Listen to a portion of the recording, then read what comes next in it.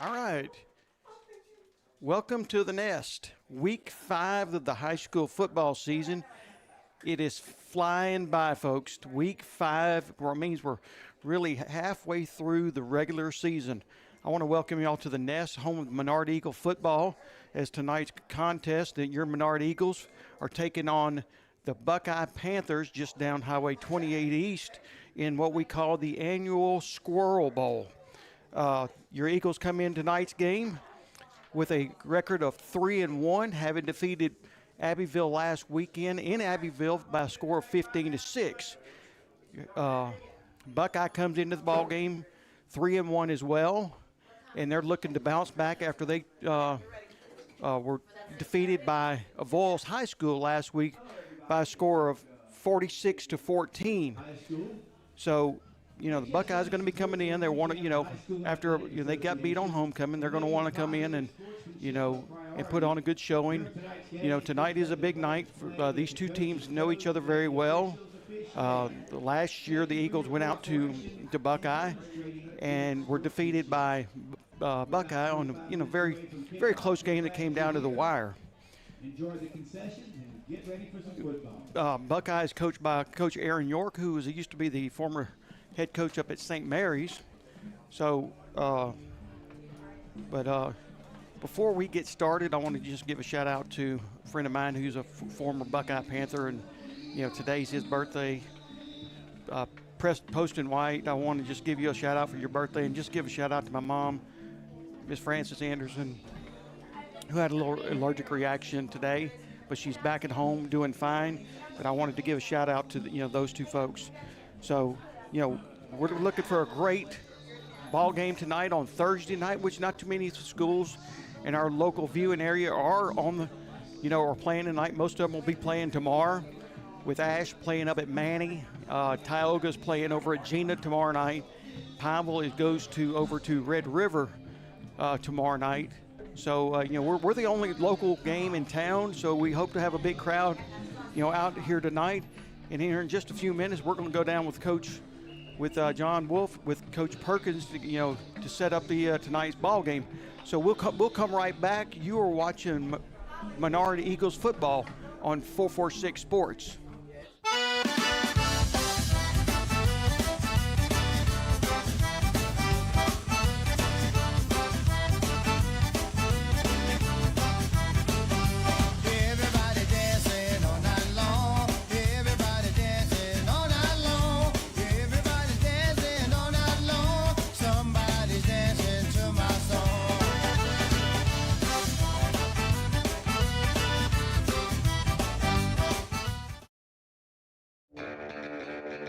Are home problems turning your life upside down?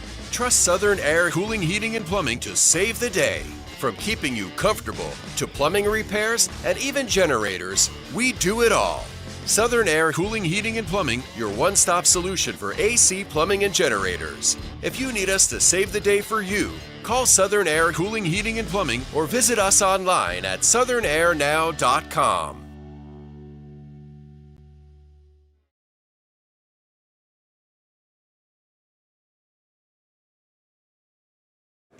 Yeah, so what happened out there tonight? We struck out at home with leftovers, then we remembered walk-ons. What effect did the situation have? Spirit soared.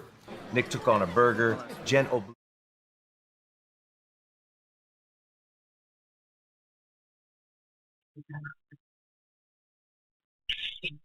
You got me?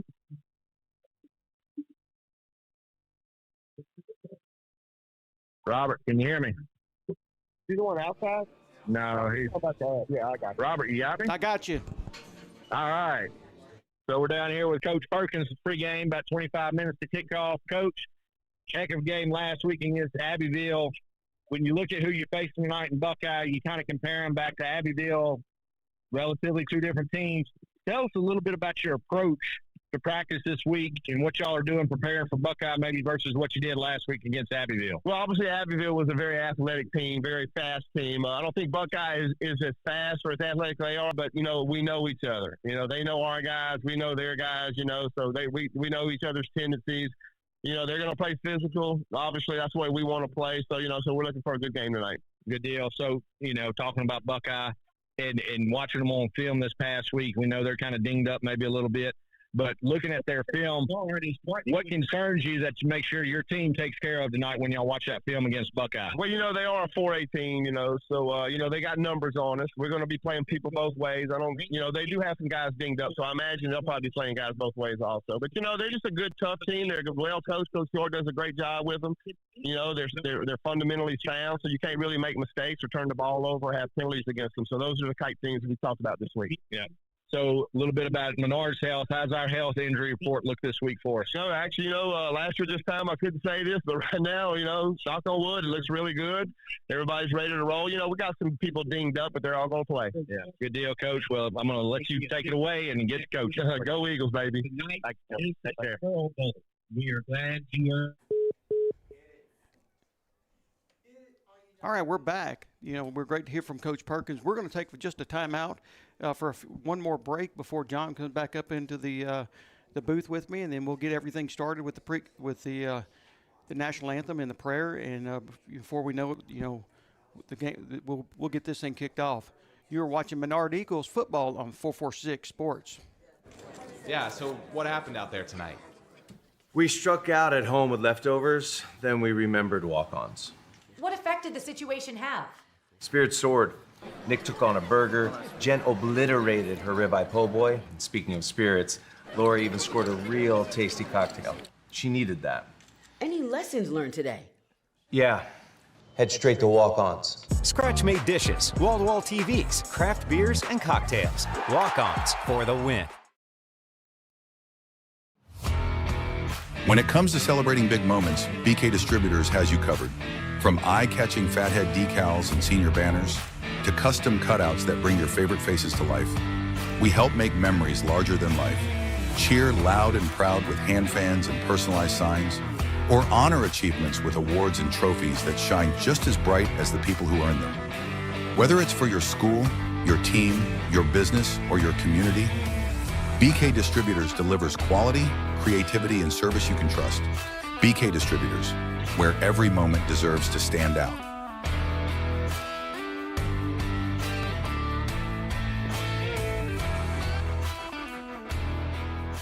In Central Louisiana, you might see me at the ballparks or soccer fields, or we might cross paths at the grocery store.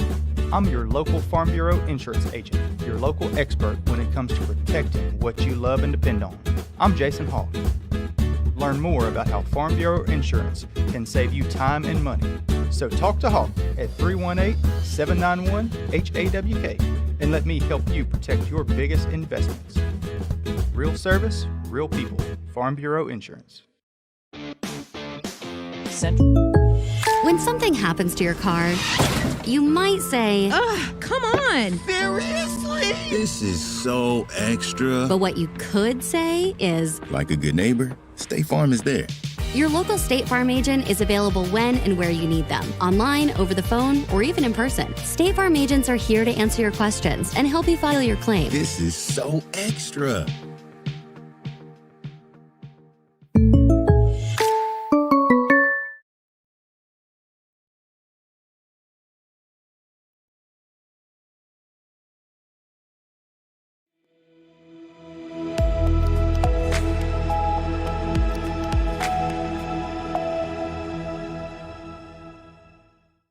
All right, welcome back to the Trios Press Box on Versailles. Now we're here for tonight's ball game between the your Menard Eagles and the Buckeye Panthers, and John, what we call the Squirrel Bowl. Yeah. Squirrel season this weekend, right? Squirrel season, isn't it? Yeah. Starts out there. You can see Buckeye fans are wearing their orange and their camo, and they're ready for it. And they got a. For those former teachers that worked at Buckeye, they know what Friday brings. About 4 kids will be in the whole school, and about 5 teachers will be there. So right. Menard won't quite be that way. No. We'll have probably 95, 98% attendance tomorrow. Not like, and they brought the house. I could tell they're getting ready to go to the woods because look, they have everybody from Buckeye is here tonight. A bunch of them. We got a bunch of them over there, and one of the coworkers that I talked to today, he goes, "What's it like over at Menard for tailgating?" I said, something you'll never see in this area. Yeah, I said, it's a great time, something you don't see at any of the public schools around here. I said they're going to be lined up down the fence. The tailgates, the barbecue pits are all going to be going on.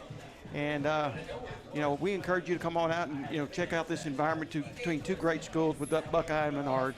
And, getting ready for a great game tonight and kind of looking at both these teams. So, Menard, we're a select Division III, Buckeye select Division II. They're a little bit larger than us, some would say a 3A, 4A school.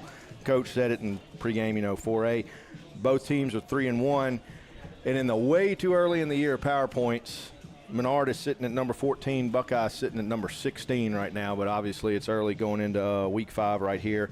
Last week, Buckeye uncharacteristically took one on the chin from Avoyelles, lost 46-14.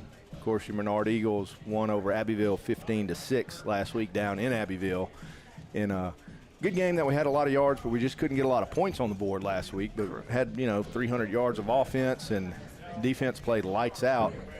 And we'll see what they do against Buckeye. And, you look at this game last year, the team that was dinged up was Menard, right? I mean, you had Lane Evans out, you had Matthew Hicks out last year.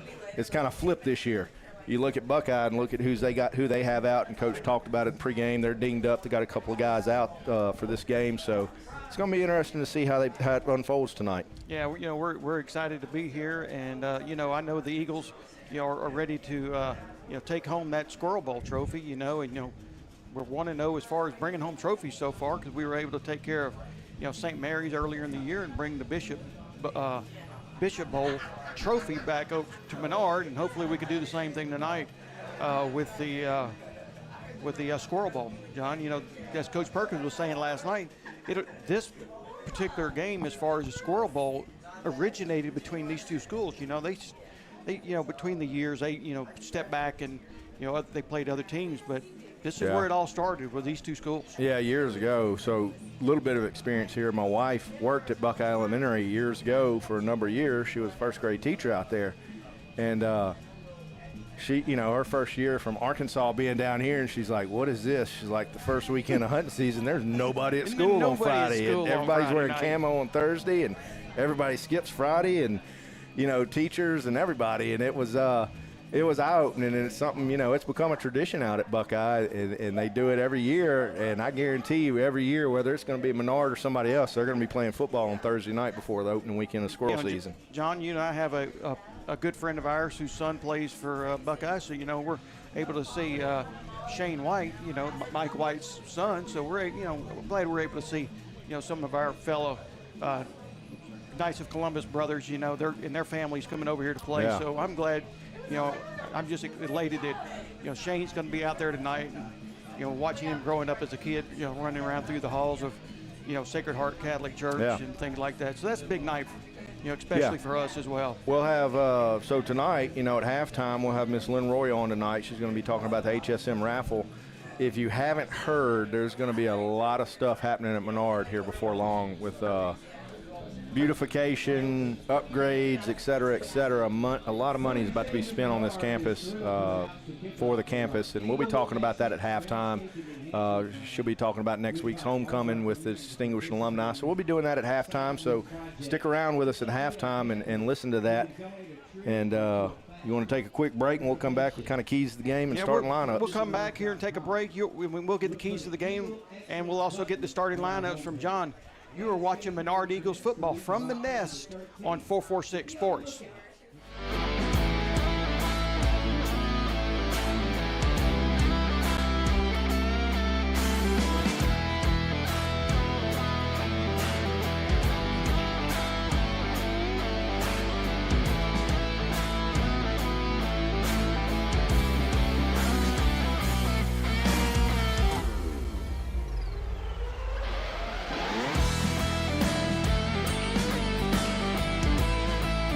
At Louisiana Athletic Club, we believe in keeping fitness affordable. We're proud to offer the most extensive fitness options in the area, all at an unbeatable price. From group fitness and childcare to heated pool and family-friendly amenities in 2 convenient locations, we've got everything you need to stay fit and active as a family. Join Louisiana Athletic Club today, where quality fitness meets affordable pricing and everyone can thrive. Find your fit at louisianaathletic.club.com.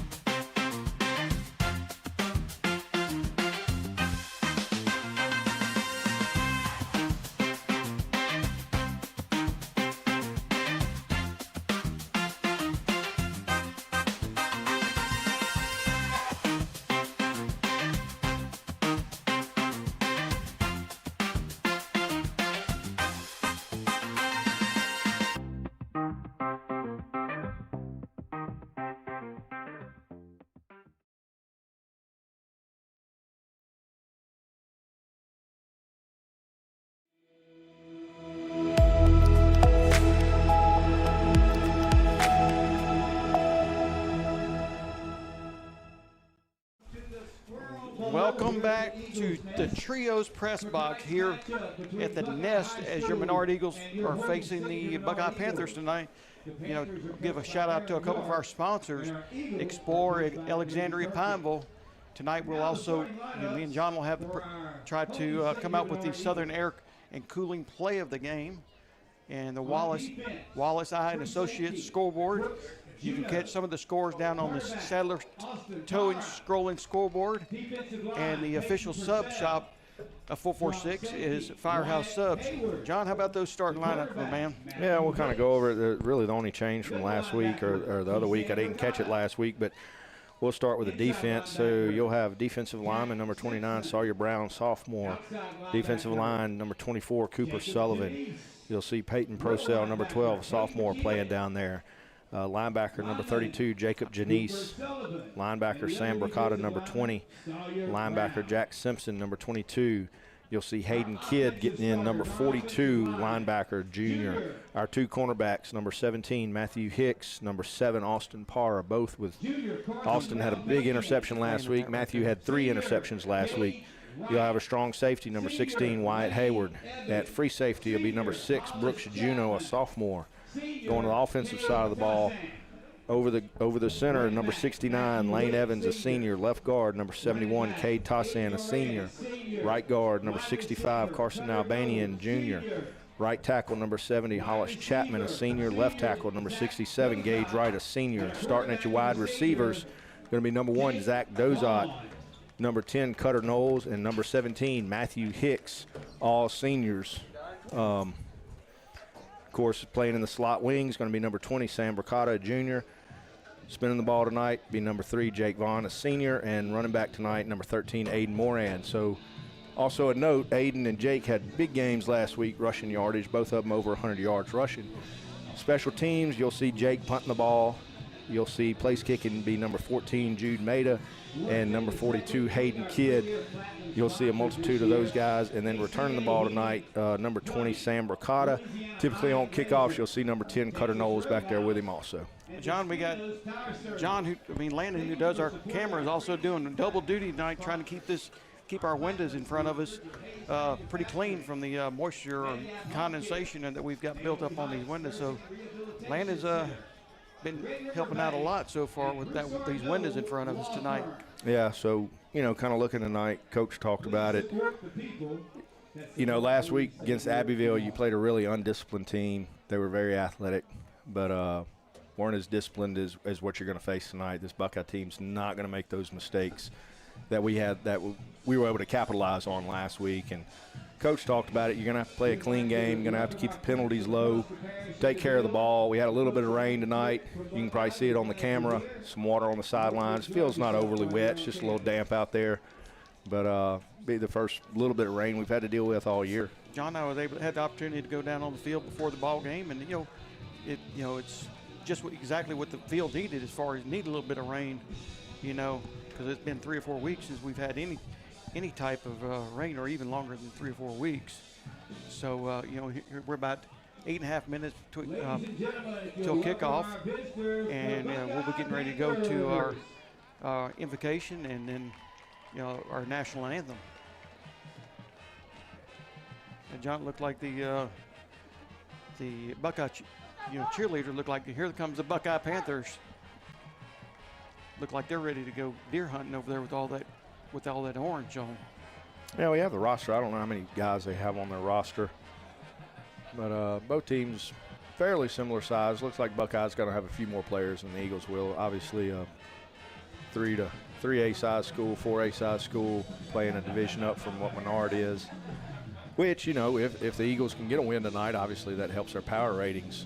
Getting a win from a team above you. So you saw where we were probably anywhere between that 13 and 14 range. Is that where you? Yeah, I mean, right now we're sitting number 14. Buckeyes number 16 in their division. They're Select Division 2. We're Select Division 3. And I went back and looked and see how many teams in these different divisions, and on our side the Select Division 3. The 24 teams make the playoffs. So in that case, it's way early, but just let everybody know where we're at as far as if the playoff implications came down today, which is always fun to follow throughout the year. Yeah, way too early to be looking at it. Way too early, but it's just always fun to go back and check, see how things are, and it's sort of a different night on the Thursday night, John. I mean, well, the crowd's filling in. We're notorious for the late crowd show up right at 7 o'clock when everybody comes and gets in the bleachers. So because they've all been out there. Yeah, well, and they're still out there. If you look at the tailgating spot, that's taking that tailgate spot out there. So we're expecting a great one tonight, and the Eagles will be coming out. We're going to take one more break before we get started. You are watching Menard Eagles Football on 446 Sports.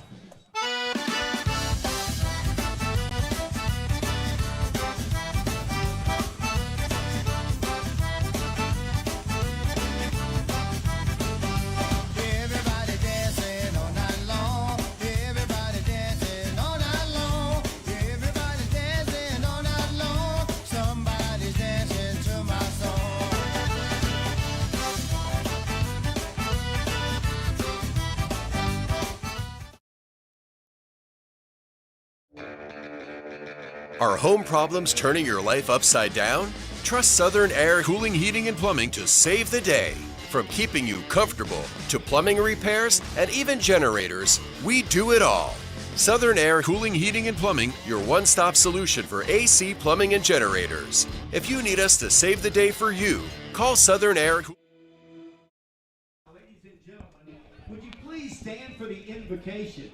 Tonight's prayer will be given by HSM chaplain Father Luke LaFleur, immediately followed by the national anthem, which will be sung by HSM student Darren Code.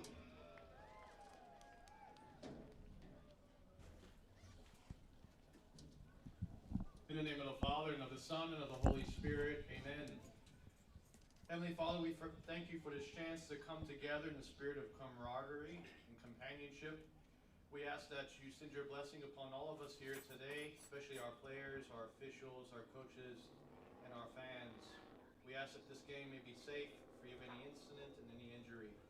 We ask all this through our Lord Jesus Christ, your Son, who lives and reigns with you in the unity of the Holy Spirit, God forever and ever. Amen. In the name of the Father, and of the Son, and of the Holy Spirit. Amen. Oh, say, can you see by the dawn's early light what so proudly we hailed at the twilight's last gleaming, whose broad stripes and bright stars through the perilous fight o'er the ramparts we watched were so gallantly streaming, and the rocket's red glare, the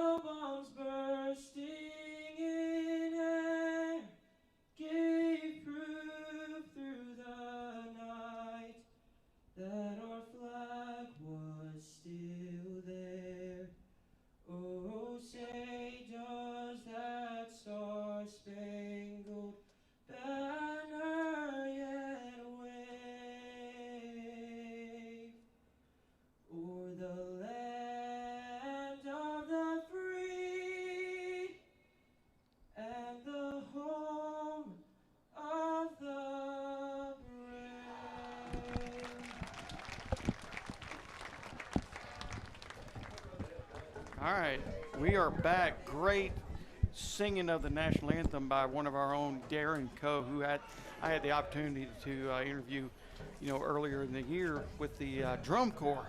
So, it was Darren does a great job. So, John, we're about 3 minutes left to go to kickoff, and we're fixing to bring out our captains and, for the coin toss here.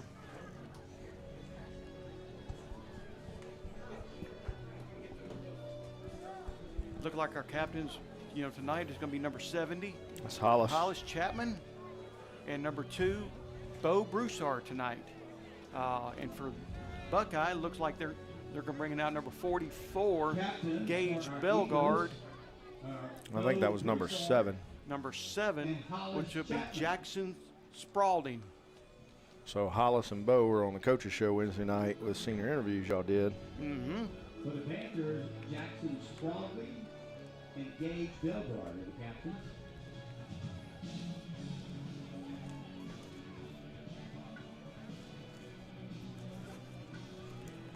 Each team is being, got the instructions from head umpire Travis Broussard out there in the white hat. Looks like Buckeye has won the toss, and they look like they have elected to receive the ball. Our Eagles are going to kick off. So it looked like Buckeye wants to come out and try to set the tone early with their offense and try to get some momentum going. Yeah, we'll see what we got. We'll see what we got get here. To kick the ball off, and our kickoff team does. Of course, we gave up a big return last week against Abbeville, so we'll see if we get that cleaned up a little bit. People are still filing in. The Buckeye stands are full. The Menard Eagle side is full. The tailgate area is full. People are sitting on the track. There's people all over the track. Actually, they didn't have enough room for Menard's band. Buckeye's band on the other side, so a lot of their percussion folks are out, on the grass over there. So, good problem to have. Great problem to have. We love the big crowds when we come to the nest.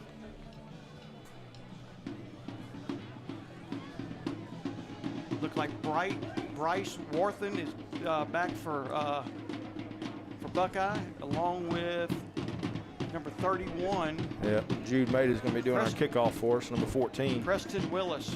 When you think about Buckeye, you think of the Willis and Nugent name is a very, synonymous for the community out in Buckeye. So we're about to get ready to get this thing started.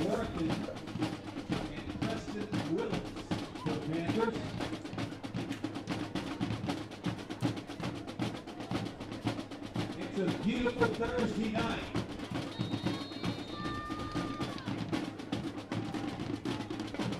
Kickoff goes down to the receiver. He drops the ball at the 15-yard line. He picks it back up, and surrounded by a host of Eagles. Looks like he's tackled about the 24-yard line, John. Yeah, 22. Jack Simpson in on there, and that little bobble gave us enough time. Broke free some blocks, and able to swarm on him, keep it to a short return, and Buckeye will take over around their 22-yard line, 23-yard line.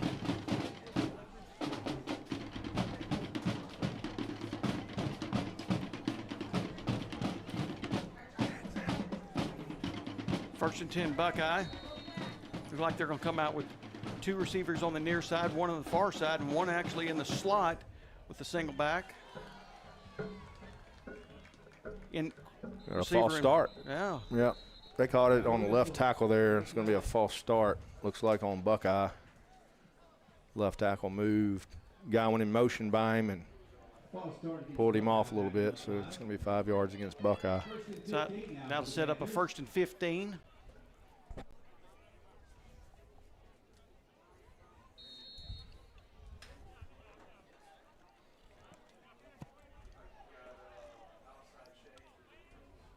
Same formation.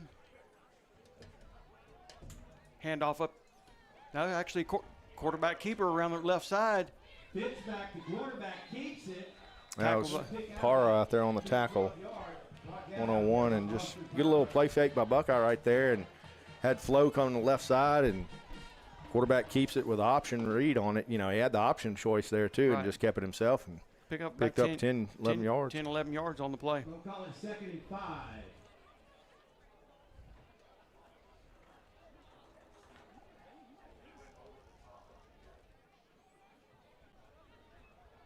2 wing backs, shotgun set. Right.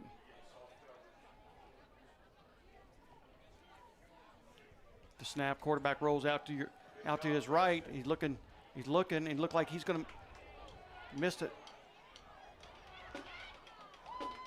Came up to maybe gained about 2 yards. We missed him there on the, for a tackle. Then he, slipped out of that and maybe picked up a couple of yards. John, that's going to bring up about 3rd and 2. Yeah, we had good zone coverage out there and really nowhere for him to go. But I tell you what, we had 3 missed tackles right there at the line of scrimmage, and he was able to pick up 2 or 3 yards. Right.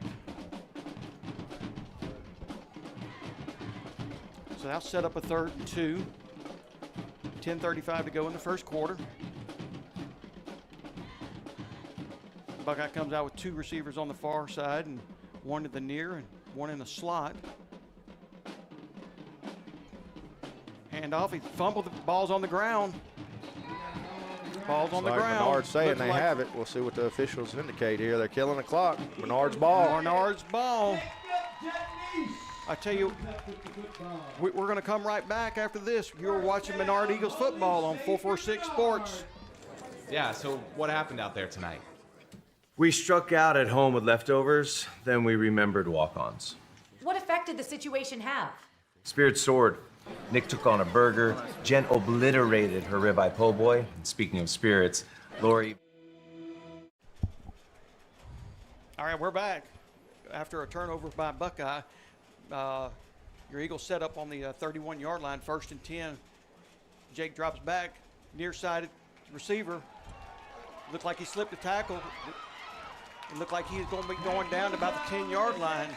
Yeah, good just pitch and catch to Zach Dozot out there, and Buckeye defender giving him a little room, and Zach made him miss, and good job by Zach on the slick grass not to go down right there and pick up some extra yardage, and looks like we're going to be first and goal. First and goal.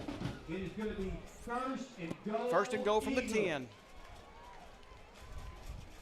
Eagles coming out 2 receivers on the near side, 1 on the far, handoff up the middle to Aiden. Moran looked like he's going to gain some positive yardage for maybe a gain of about 3 or 4. No, he picked up 5 yards on the play. Tell you what, yeah, it was a good job by Aiden right there. He was hit. A guy came unblocked off the right side and hit him right at the line of scrimmage and was able to still pick up 5 yards. So good run by Aiden. Aiden did a good job, great job last week. He always seemed like Aiden is going forward. He's not tackled for losses. He keeps his legs moving, and we're glad to see that. Especially get Aiden in the mix. 2nd and goal from the 5.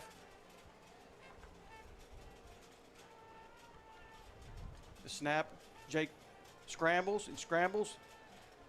Looks like he may pick up maybe a yard on the play, so it's going to bring about 3rd and 4, or 3rd and goal from the 4. Yeah, this is where we got to convert some points right here. You got good field position, right around the 30-yard line to start the drive, good pass play to go, and 1st and goal from the 10, and struggled a little bit last week of finishing those drives and converting it into points, and this is something we need to work on and see what we can do here on 3rd and goal. 3rd and goal. 8:51 to go in the first. Look like the Eagles come out into like a double tight formation. Misdirection by. What a play. What a play by Jake Vaughn. Touchdown, Eagles. Tell you what, that's a new one they dialed up with the spin. It's something you see like out of a double wing or something with the spin move. And tell you what, the Buckeye defenders, the line just kind of let them through and created that lane for Jake, and there was nobody there. Nobody there. So that we're up. Eagles brings out we're up 6-0 with the point after attempt by Jude Maida. The snap. It's good. We're up 7-0. We're going to come right back. You are watching Menard Eagles football on 446 Sports. When it comes to celebrating big moments, BK Distributors has you covered. From eye-catching fathead decals and senior banners to custom cutouts that bring your favorite faces to life, we help make memories larger than life. Cheer loud and proud with hand fans and personalized signs, or honor achievements with awards and trophies that shine just as bright as the people who earn them. Whether it's for your school, your team, your business, or your community, BK Distributors delivers quality, creativity, and service you can trust.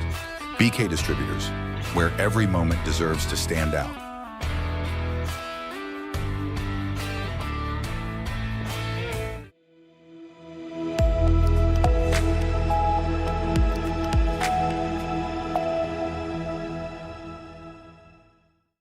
All right, we are back from the Trios press box on Versailles. John, that little play right there sets up a possible Southern Air Heating Cooler play of the, cool play of the game. Yeah, as you see Jude kicking it, going to kick it deep. Keep kicking it deep to number 31. He takes it at the 5. He's at the 20. It slips a tackle. It looks like he's going to be tackled about the 34-yard line.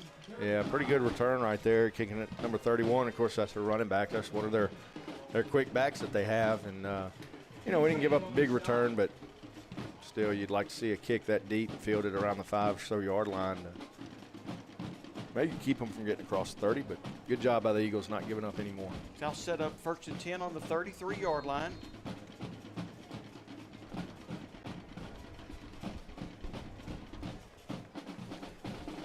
Buckeye comes out with 3 receivers on the near side here, 1 on the far. Looks like we're going to bring some pressure on the outside. Pass caught across the middle, and we missed a tackle, and looked like they're going to pick up a pretty good gain right there. Yeah, we missed 2 tackles right there at the completion, and 2 guys just missed, and they made us pay for it right up the middle. We got a flag down. I'm not sure if we're going to have ineligibles downfield.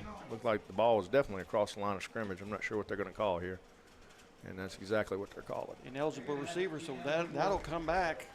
So, that was probably originally set up as a screen pass, and, of course, the quarterback for Buckeye had a lot of pressure in his face and caused a delay right there, and I'm sure the back just kind of slipped a little further downfield. Of course, your linemen by that time are 10, 12 yards downfield, and that's what they got, just ineligible downfield, probably multiple men downfield. So that'll bring still set up a second and no, it'll be and first. 15, first and 15.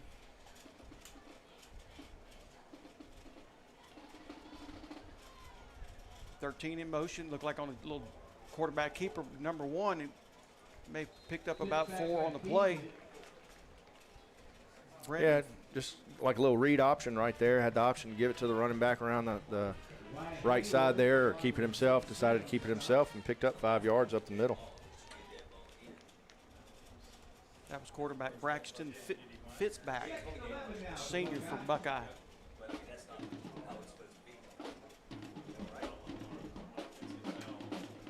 Second and 10 from the 33-yard line. The snap, handoff up the middle. Looked like he's stuffed by a bunch of Eagles there for probably a loss of a. Now it looked like he got him back to the forward progress. Going to be, at the line of scrimmage. Yeah, couldn't see who got in there. If that was maybe number 20, might have been Sam in there. Could have been there was a host of them. 29 might have been Sawyer Brown. Yeah, can't see some of those jerseys are tucked up. I know they're tucked under. I think that may have been Sawyer Brown on that tackle. And Cooper Sullivan was in there as well. So that 3rd and 10, Buckeye, 33-yard line. Quarterback drops back. He throws it out to the near side, overthrew his wide receiver. So that's going to bring up a 4th down, John. Yeah, he had a lot of traffic out there. He had 3 receivers in that area and trying to set it up to number 13 out there, and the other 2 kind of blocking and getting in the way and just overthrew the ball. Just not a good throw on that. And didn't really give him a chance to bring up 4th and long here for Buckeye. Buckeye's punter is number 9, Caden Grimmett. Okay, Grimmett. Looks like Sam is back to receive the punt.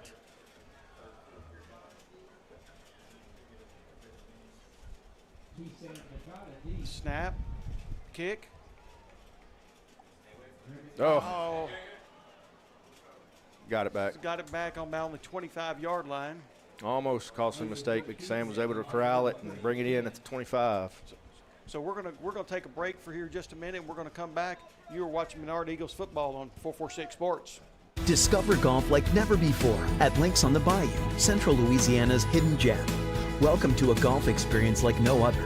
Our Links style design sets the stage for an exciting and unique adventure. 5 distinct tee boxes cater to every skill level, ensuring... All right, we're ready. All right, here we go. 1st and 10, Eagles on the 25-yard line.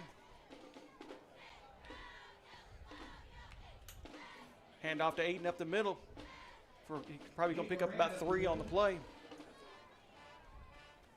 Bring up a second and 7. Yeah, just a little basic run inside right there and see what that defense gives you. And picked up a few yards on it.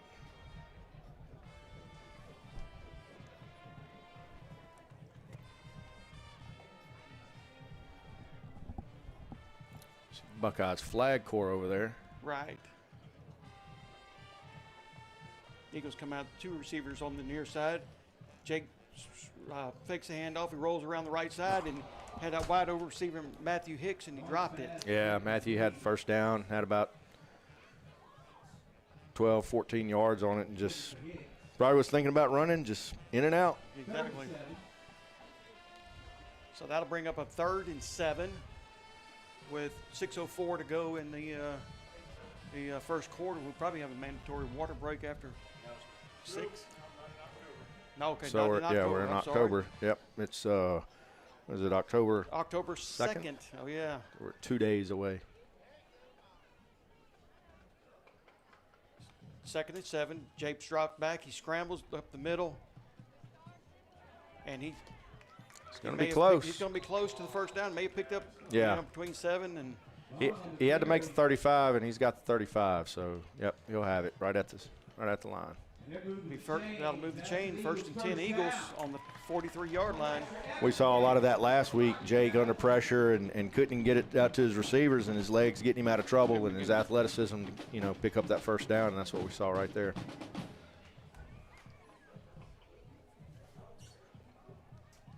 Clock continues to move. Snap, Aiden up the middle. Hit behind the line of scrimmage. May have picked up about 2 on the play. Yeah, I think his blocking back looks like number 20, Sam Bricata, might have been in his way trying to hit that hole and slowed him up, but still able to pick up about 4 yards on that.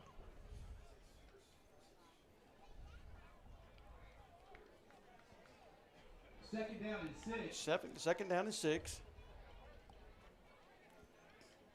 Eagles come out with 2 receivers on the far, 1 on the near side, with Zach Dozot in the near side. Handoff up to Aiden up the middle.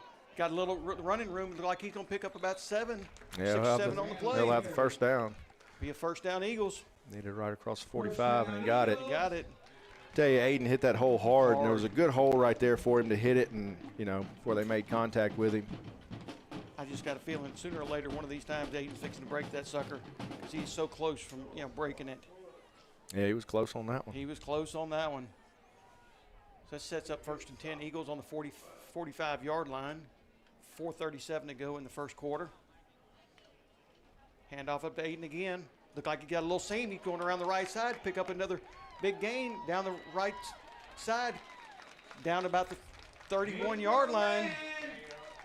Yeah, very, very similar to what we ran last time. Was able to break through and bust it to the outside and broke the initial tackle, and big yardage right there for Aiden. Right there by Aiden.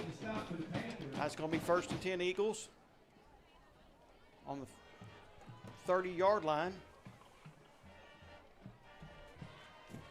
Good job by the offensive line on that play. Exactly.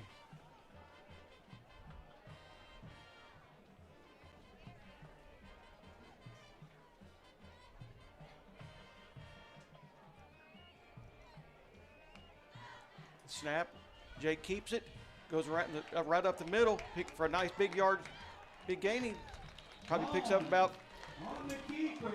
20 on the play. Yeah, he's going to get it down to about the 12. Bring up another first down here, and just a called quarterback keeper up the middle. Let Jake use his athleticism up there. But I tell you, man, every time Jake goes down, I kind of gasp a little bit because, man, he falls on his knees. He gets hit hard, and you're like, oh, God. Jake, we can't afford to lose you.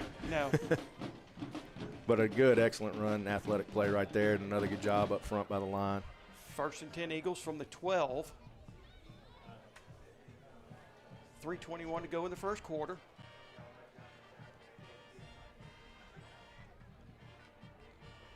Jake drops back. He's surveying. He's looking. He's looking. He's looking.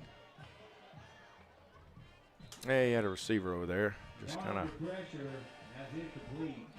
throwing it away, or looked like it was pretty close to Cutter Knowles. Threw it out to Cutter Knowles out there and just couldn't make a play on it. Bring up 2nd and 10. Look like we're probably going to be coming in with a little different formation. Look like we got Jacob Janice and Hayden Kidd coming in. 2nd and 10. 2nd and 10 from the 12.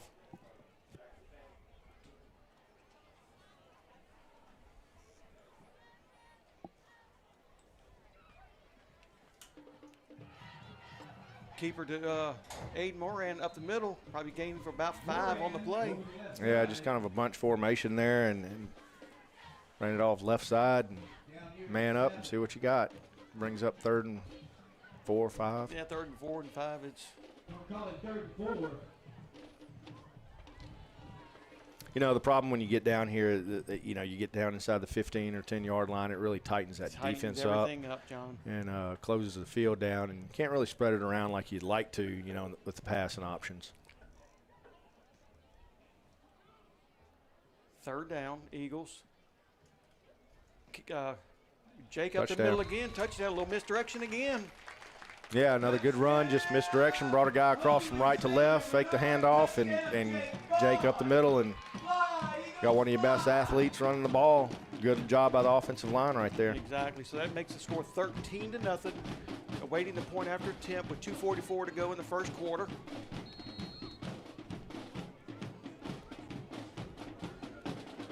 Jude Maida on for the point after attempt. The snap. Looked like he missed it. Missed it. Looked like off it the bounced off goalpost. the goalpost. We're going to take a break and come right back. You're watching Menard Eagles football on 446 Sports.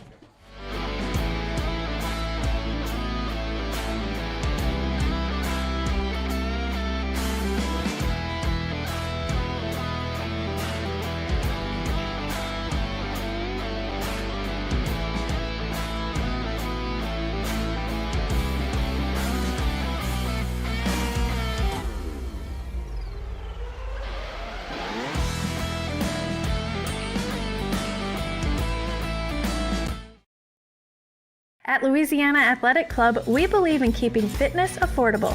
We're proud to offer the most extensive fitness options in the area, all at an unbeatable price. From group fitness and childcare to heated pool and family-friendly amenities in 2 convenient locations, we've got everything you need to stay fit and active as a family.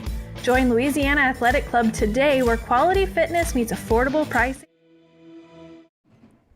We are back live from the Trios press box on Versailles with your Eagles are up 13-0 with 2:24 to go in the first quarter. You know, big drive right there, John. Took the length of the field. And Jude hits a squibber down the right side, picked up by the number 13, tackled by Sam. Like he was hit by Sam Ricotta, picked up some extra yards. Looked like he can be tackled about the 39-yard line. Yeah, Sam made initial contact about the 31-32, was able to break the tackle and pick up an extra 6 or so yards on that.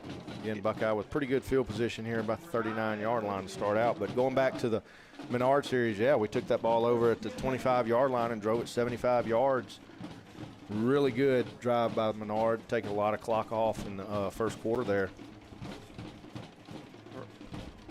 John, we get cold, we get hot up here, we get the windows get fogged up. Landon's got to come eventually probably swipe the windows again, but after we had that rain shower today.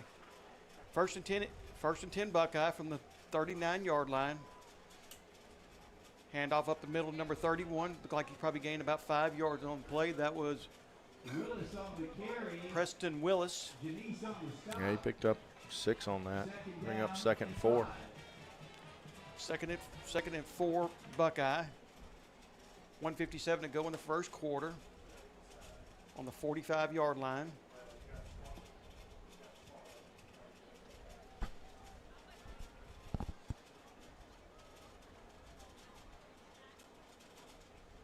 Oh, mishandled snap. Ball's on the ground again.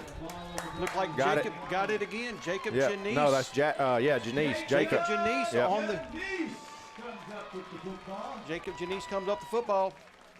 Another turnover there, John. Yeah, just costly mistakes. And, you know, when these two teams played, it was a close game last year, and you look at the teams and you go, who's going to make the mistakes, right? And right.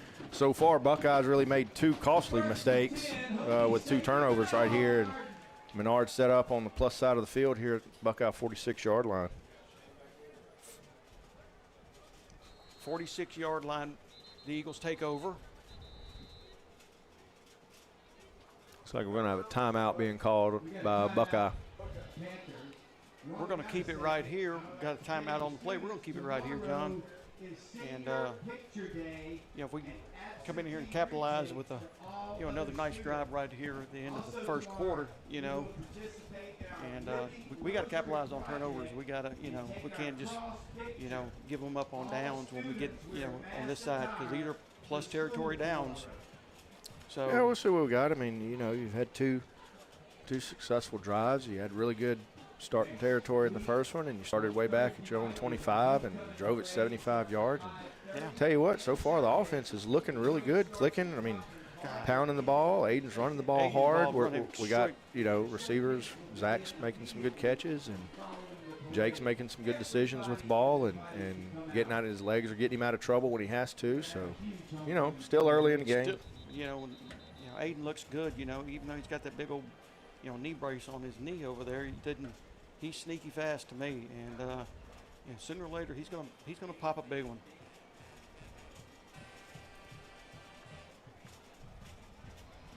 First and 10 Eagles on the 46.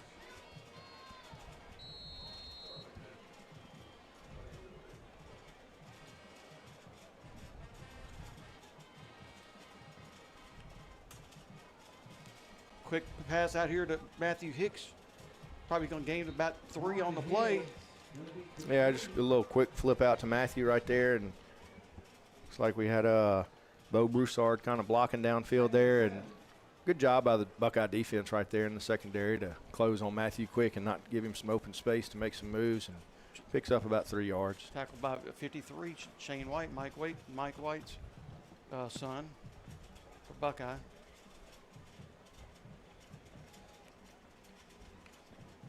The snap, handoff up to Aiden up the middle. Look like he may pick up about 2 or 3 on the play. Going to set up a third down in about 4. Yeah, Aiden kind of hit that hold and kind of paused and thought he was going to do a little spin move, and next thing you know, it closed up pretty quick. So we're winding down the first quarter with about 42 seconds left to go. This will be about the end of the last play of the first quarter. With your Eagles are up 13-0. I think we got them. Yep, look like we're going to get them. That'll be see if they got looks like the defense. We'll see. Yep, got defense encroachment, so should bring up that should be enough for a first down right there. Enough for a first down here. And that is the Eagles' first down. First down, Eagles. 30 seconds to go into the first quarter. Your Eagles are up 13-0. Jake, a little hard count right there, and it looks like we're going to time out over here. Tell you what, we're going to take a break, and we're going to come right back. You're watching Menard Eagles football on 446 Sports.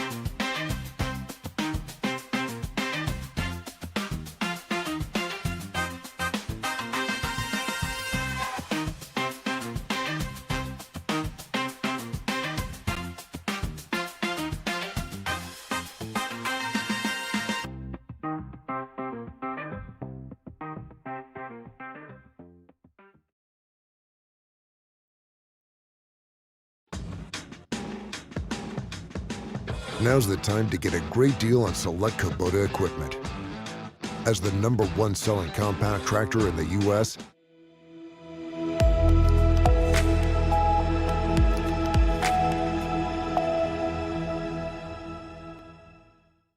All right, we're back. Start of the second quarter. The Eagles are driving again. 1st and 10 on the 35-yard line. Your Eagles are up 13-0.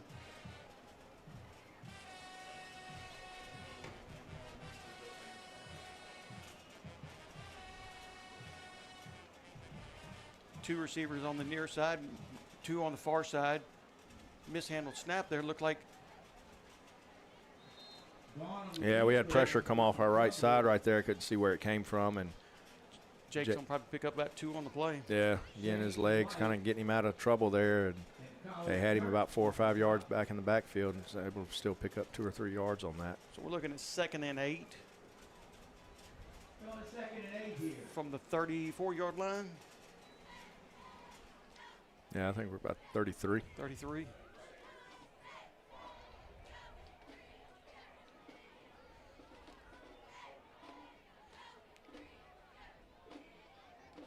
Second and 8. Jake hands up to Aiden up the middle. May picked up maybe. Yeah, I think no gain on that play. No gain on the play there. Had a lot of pressure off the left side, and one guy on the right side, and just kind of ran right into him. Not sure if we missed a block on that or what. Probably gain 1, so it's going to be a third and 7 from the 34-yard line.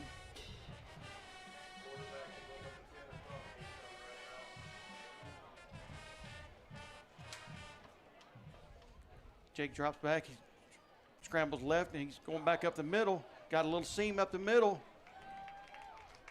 It's going to He's be going to close. be just a little bit short, maybe a yard short. Yeah, about a yard or 2. So you got to figure Coach Perkins is going to go for it down here inside Buckeye 30-yard line. Looked like he lost a shoe on the play there. And again, Jake trying to drop back and pass, and pretty good pressure by Buckeye defense right there, and forcing him up, having to run. 4th and 2. Eagles going for it. From the 27-yard line.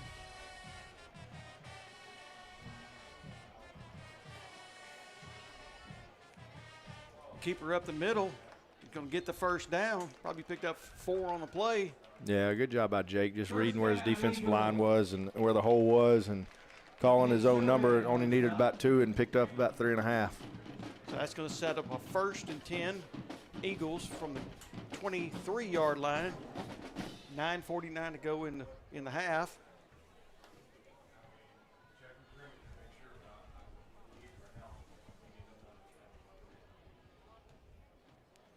Handoff up to Aiden up the middle. Probably pick up about 3 on the play. Yeah, another good hard run up between the tackles and takes it to the 20. Well, good job by the Buckeye linebackers right there to step up, and had a hole there initially and got filled. Limit what that run could have been. 2nd and 6. 2nd and 7 from the 20-yard line.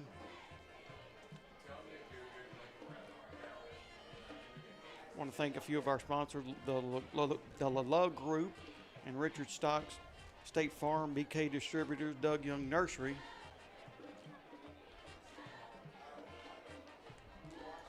Handoff, fake, play action pass down to Cutter Knoll in the end zone.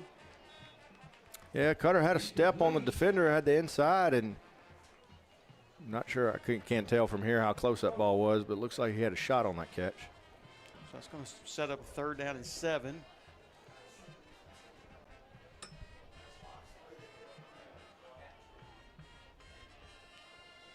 $8:49 to go in the first half.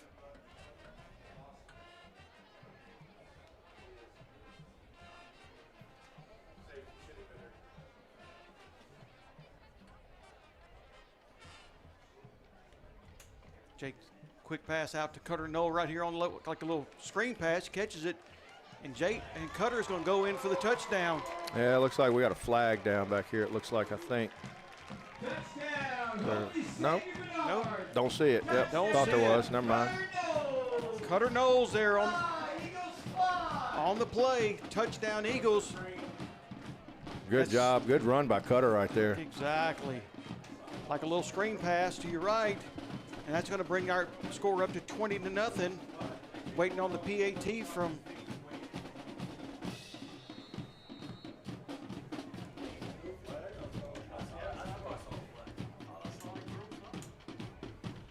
looks like we're going to be going for 2 here, John.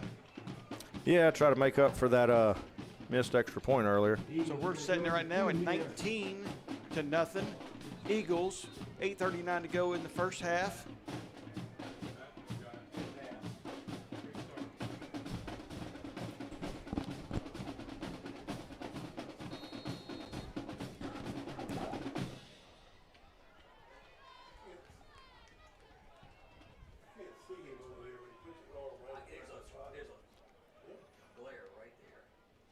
Jay keeps the ball up the middle. Look like he's going to be right there for the 2-point conversion. That's going to make it 21-0.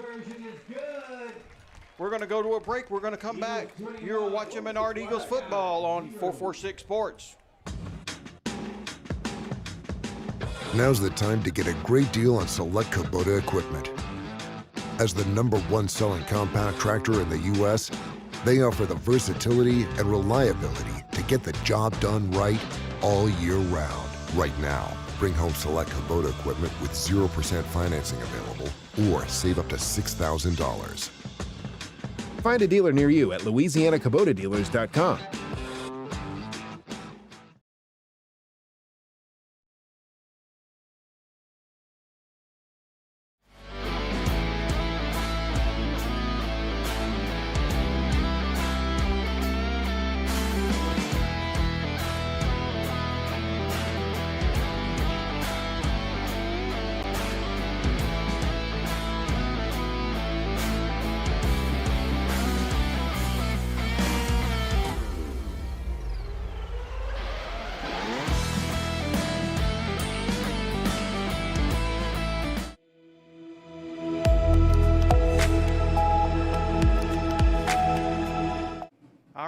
We are back. 8:39 to go in the first half. Your Eagles are now up 21-0 with Jude Maida on for the kickoff down to the Buckeye. Ball comes down to about the 10-yard line. Receiver goes right up the middle. Looks like he's going to be tackled about the 31-yard line. And that'll set up a 1st and 10 Buckeye on the 31-yard line. The kickoff returner for Buckeye was number 13, Bryce Worthen. So Buckeye will set up 1st and 10.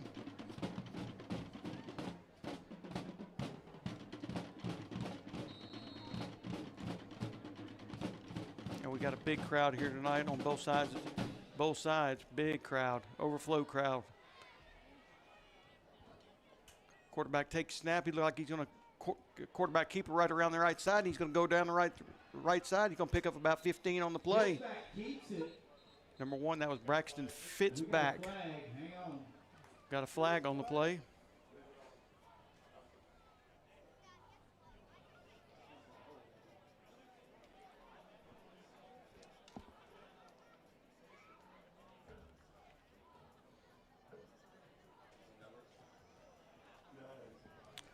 Holding on Buckeye, so that'll negate that 15-yard run by Fitzback.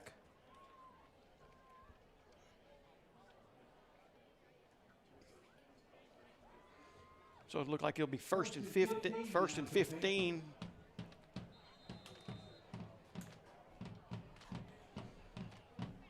First and 15 Buckeye from the 27-yard line. Quarterback takes snap, handoff. Keeper misses dodges a missed tackle, come up with a big hit. Fitzback, he looked like he may have picked up a couple on the play, so that's going to bring up a 2nd and 11.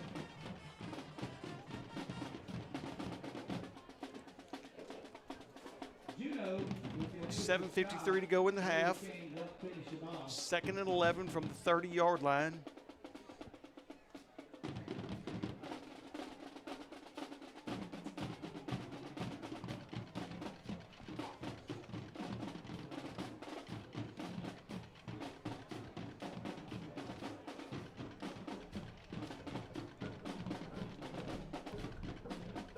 Quarterback takes a snap, a little reverse, and he fumbles the football, and looked like we got it again.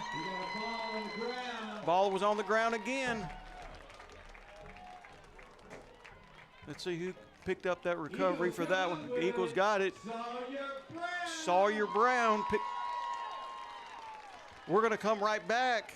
You are watching Menard Eagles football on 446 Sports.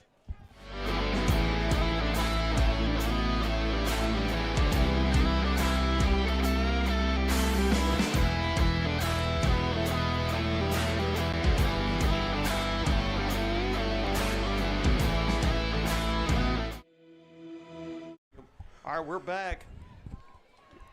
Eagles take over on the 30-yard line after another fumble by Buckeye, which makes 3 for the night, all in their territory. Handoff up the middle to Aiden. He's fighting, picks up about 2 on the play.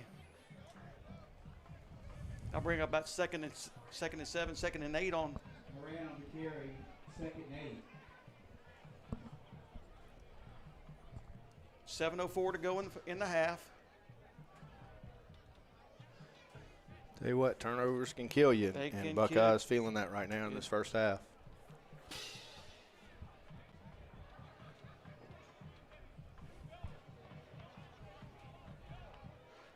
Two receivers on the far side, one on the near side with Sam in the slot. Hand off to Aiden at the middle. Got positive yards again. Probably pick up, be down, maybe about a yard short of the first down. That's going to set up a 3rd and 1. Yeah, it looks like he's right inside the 15-yard line, and about 2 yards to go. Andrew Hensel will stop. 3rd and 2.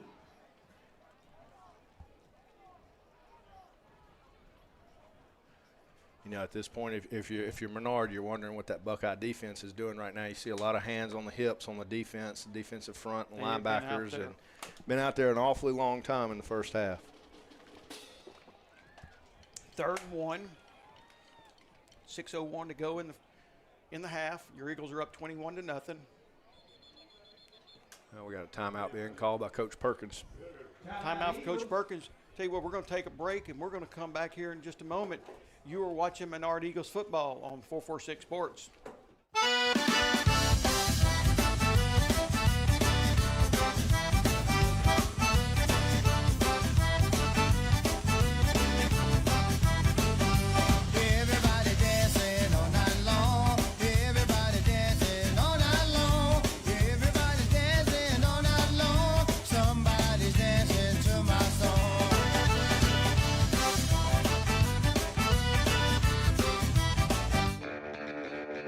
Are home problems turning your life upside down?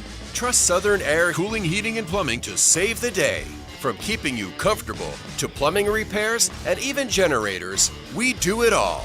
Southern Air Cooling, Heating, and Plumbing, your one-stop solution for AC, plumbing, and generators. If you need us to save the day for you, call Southern Air Cooling, Heating, and Plumbing or visit us online at southernairnow.com.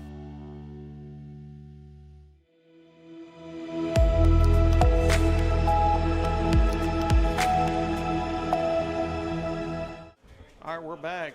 3rd and 1 Eagles from about the 14-yard line. Your Eagles are up 21-0. 5:55 to go in the first half. Aiden takes snap up the middle.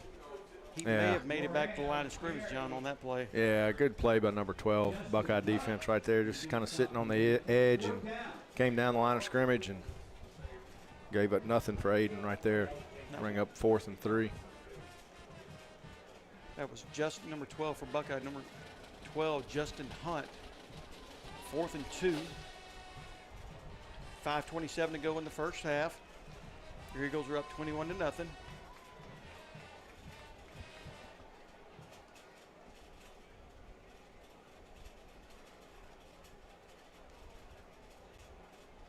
I thought we had him there. He reached for it. Oh. No, we got something. We got delay of game being called against us now. Yeah. Tried to draw them off sides, and then when that didn't work, like we weren't going to run a play, I'm not sure what the call was. And remember, high school ball, I mean, you got to break the neutral zone. So depending on where that defensive lineman is, I mean, if he's yard and a half off the ball. Time. Just because he moves doesn't necessarily put him in the neutral zone. We called a timeout before. They're giving us a Yeah, timeout? they gave us Okay. a timeout. That's good. We got the timeout. So it saves the yardage. So it keeps you, manageable position here. Still 4th and 3. See what Coach Julio and draws up here for the offense. Next week, the Eagles will be back at home again. Next week, homecoming next week. So that's going to, next week is going to be a busy week around the Nest and Menard High School next week as we face the Oakdale Warriors coming up. That was a close game last year. I mean, we Oakdale jumped on us early in that game, and we kind of clawed back into it and had some opportunities, just couldn't take advantage of it. I think this year might be a little different story. Here we go, fourth and 2. 5:07 to go in the half.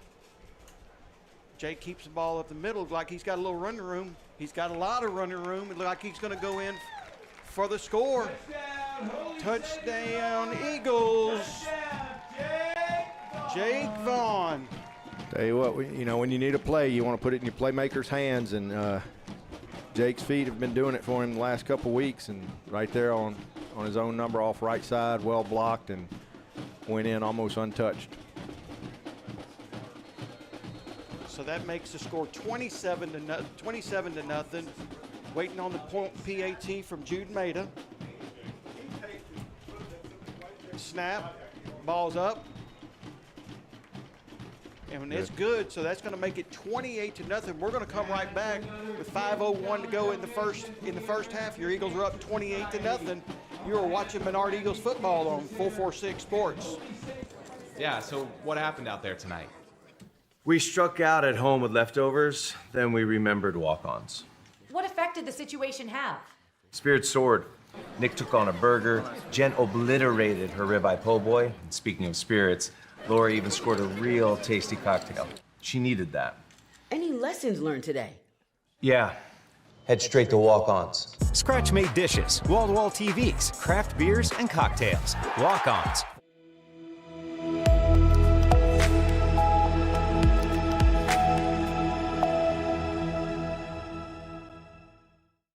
All right, we're back. 5:01 to go in the first half. Your Eagles scored again. The Eagles are up 28 to nothing here. Jude Maida is set to kick off.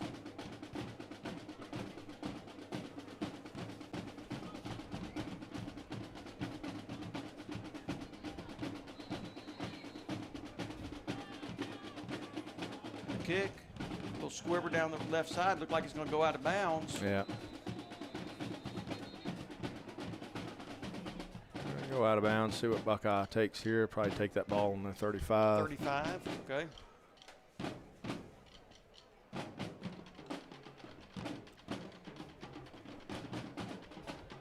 Okay, good job by Menard's offense so far, taking advantage of the opportunities. It's Buckeyes got 3 fumbles on the night already in the first half, and we've scored and on all, and you've been able to capitalize on all of them. And that's one thing we have not done is capitalize in the short field, and over the last 4 weeks. Buckeye comes out in like a trips formation. We're down a defender out here. Trips formation down here. Like a little toss sweep. Good play right there. Yeah, that was Jack Simpson. Jack Simpson. I can remember those green shoes that Jack wears, so easy to point him out. So that's going to be a loss of about 2 on the play on that toss sweep. Good play by Jack there on the outside, one-on-one. And tell you what, Buckeye had us outnumbered there on the receivers. They had a trip set down here, and we only had 2 defenders on it.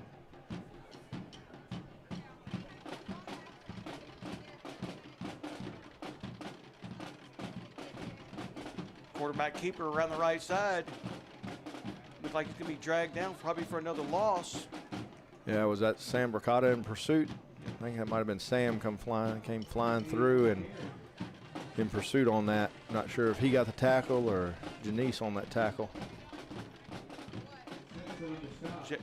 Jack Simpson again, too. Good pursuit by Menard defense on that play. Great pursuit on that play. So that's going to set up a third and about 14 yards with 3:54 to go in the half. Your Eagles are up 28 to nothing. 3rd and 15.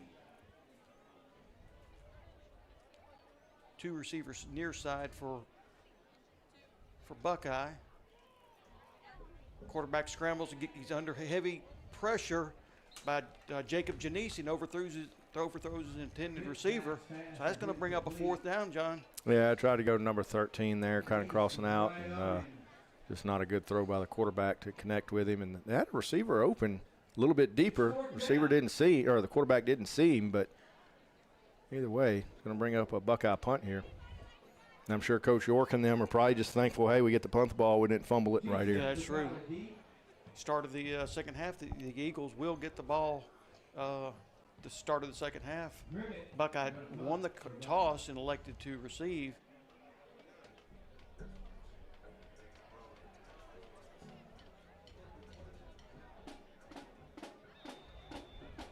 Flag on the play.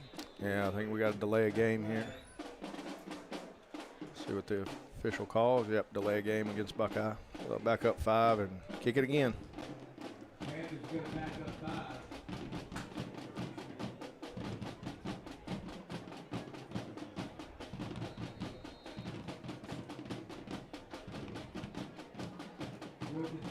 Fourth and 20. 3:34 to go in the first half. Your Eagles are up 28-0.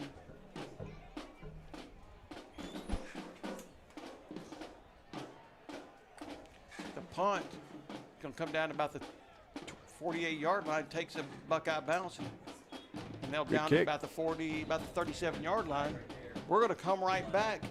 You are watching Menard Eagles football on 446 Sports. When it comes to celebrating big moments, BK Distributors has you covered.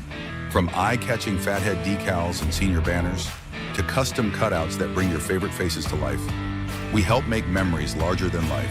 Cheer loud and proud with hand fans and personalized signs, or honor achievements with awards and trophies that shine just as bright as the people who earn them. Whether it's for your school, your team, your business, or your community, BK Distributors delivers quality, creativity, and service you can trust. BK Distributors, where every moment deserves to stand out.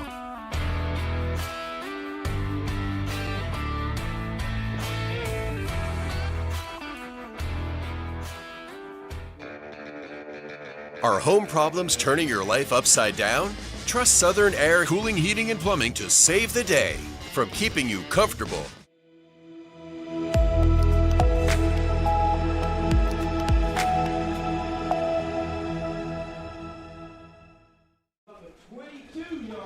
First and 10 Eagles on the 32. We come back, John. 3:26 to go in the first half. Your Eagles are up 28-0. Yeah, it was. We're at the 22. It was a 15-yard foul on that. We didn't see it before we went to the break there, but a 15-yard face mask. That's Menard called right there.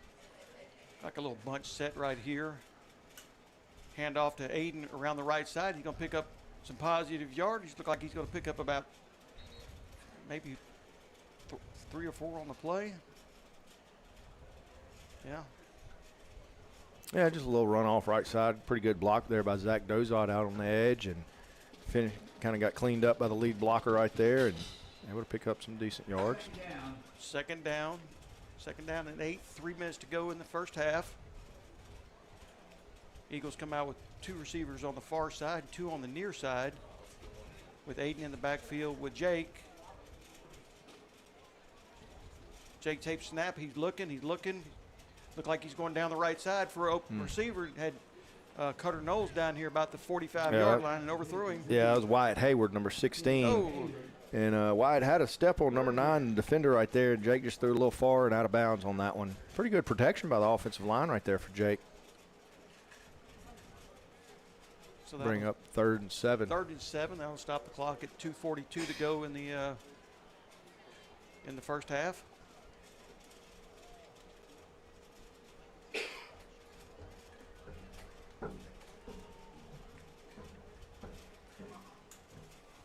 Jake dropped back under heavy pressure. Looked like he dropped the ball recovers it. Yeah, delayed blitz right there by Buckeye. Number 44 just kind of came in, shot right through the open gap right there, and Jake wasn't able to sidestep that. It's going to bring up a 4th and long, and you might see Menard's punting unit on the field for the first time in this game.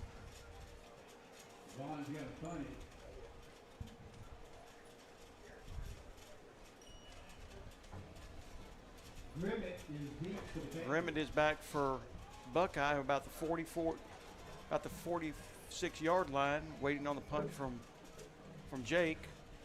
2:01 to go in the half. Oh, end over end. Looked like it may have been possible. And it's going to go out about the 45-yard line. That's going to set up Buckeyes' best possession of the entire first half with 1:52 to go. We'll keep it right here. Yeah, just Jake may have got that one off the tip of his toe and just end over end low kick, and fortunately got a good bounce out of it. But still, Buckeyes set up really good territory on Menard side of the 50 here. Minute 52 to go here. If your Menard defense has been playing well all night and getting the turnovers and the recoveries, you don't want to let something up right here.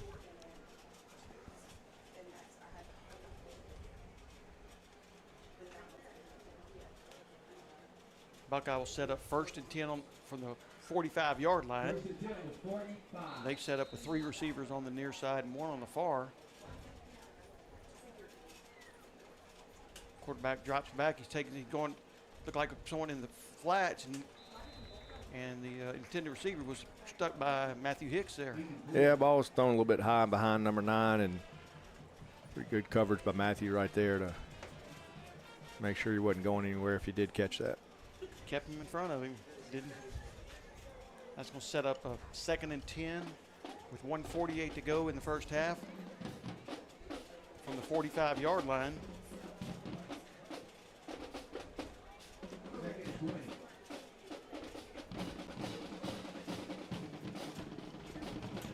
Quarterback, number 1 drops back. He looked like he's going deep across the middle and overthrows his intended receiver. Yeah, number 3 had a step there, and they got behind Brooks Gino there for a little bit, had a little bit inside leverage, and quarterback made a pretty good throw, just led him a little bit far. That's going to set up a 3rd and 10 from the 45-yard line. Clock stops, and it'll resume at 1:43 to go in the first half.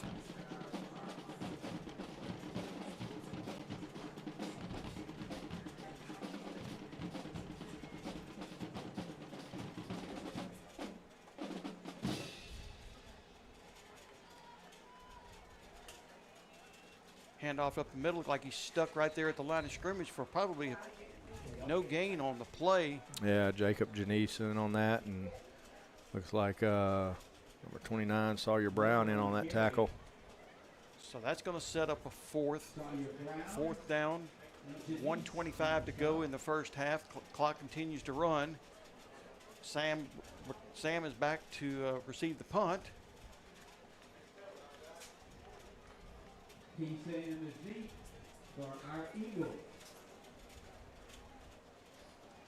And our Buckeye looking to the sideline to see what the signal's going to be, and I don't know if Coach York's going to take a timeout here or just take a delay of game. Looks like he's going to take a timeout, run the clock all the way down. All right, timeout Buckeye. 55 seconds to go in the first half. And John, you got some special guests coming up here at halftime. Yeah, we'll have Miss Lynn Roy on with us at halftime, talk about the yearly raffle Menard does, and talk about some of the upcoming changes you might see at Menard campus here over the next few months, and talk a little bit about homecoming next week, what we got going on. So we'll have her at halftime. Of course, you'll have your Golden Eaglettes at halftime.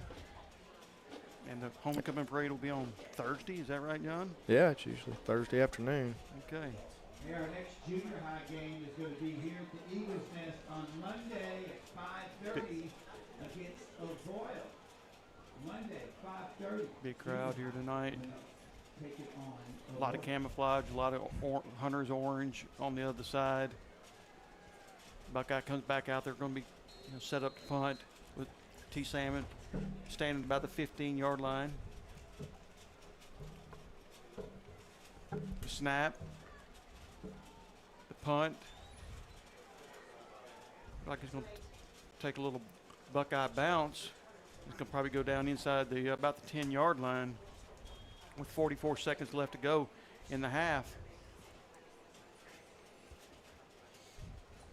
John, we'll keep it right here before we go to half. I mean, we capitalize on every mistake, every mistake they've had as far as those fumbles. We've turned them into, 7 points, and those things you got to do. And, Yeah, I mean, you look at Menard's offense and what they've done in this first half, and other than that last drive, I mean, looking really good. Had that 75-yard drive they put together in the first quarter for a touchdown, and, of course, picking up the fumbles and giving them short fields on those 3 other series, and we were able to finish it off. So see what Coach Perkins and Julio do here with 44 seconds to go in the second quarter. It looks like we got movement early. Or are we kneeling that ball?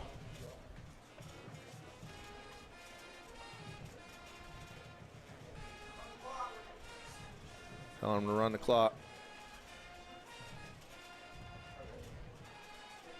Is the clock running?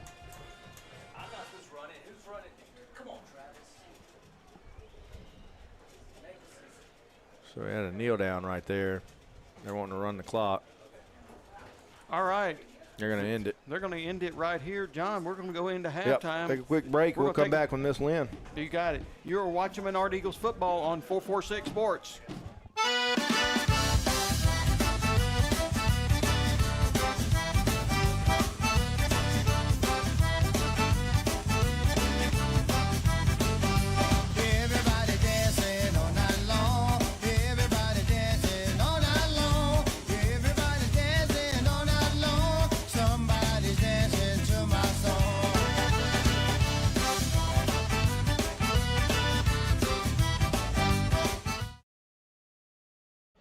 Get your tickets out. It's $218 is your part tonight.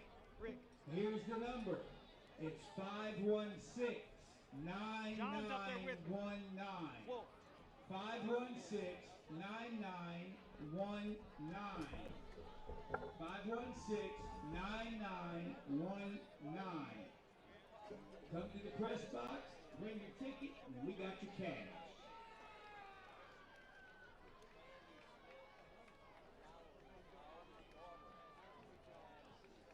And now, for your halftime entertainment, the Holy Savior Menard Golden Eaglettes. Tonight they're performing a palm routine to Les Groove. Watch as these young ladies showcase their passion and love for the Eagles. They're led by co-captains Alice Figleton and Emily Wolf, and Captain Mia Bolton. Ladies and gentlemen, your Golden Eaglettes.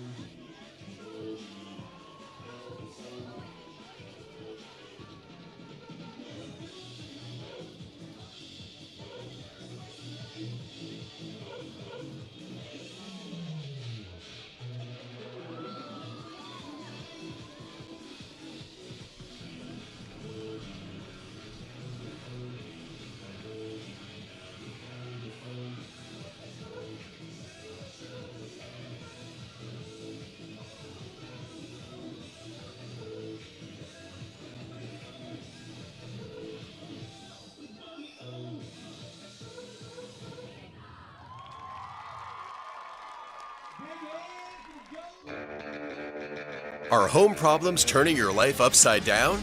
Trust Southern Air Cooling, Heating, and Plumbing to save the day. From keeping you comfortable to plumbing repairs and even generators, we do it all. Southern Air Cooling, Heating, and Plumbing, your one-stop solution for AC, plumbing, and generators. If you need us to save the day for you, call Southern Air Cooling, Heating, and Plumbing or visit us online at southernairnow.com. Yeah, so what happened out there tonight? We struck out at home with leftovers, then we remembered walk-ons. What effect did the situation have? Spirit soared. Nick took on a burger. Jen obliterated her ribeye po' boy. And speaking of spirits, Laura even scored a real tasty cocktail. She needed that. Any lessons learned today? Yeah. Head straight to walk-ons. Scratch-made dishes, wall-to-wall TVs, craft beers, and cocktails. Walk-ons for the win.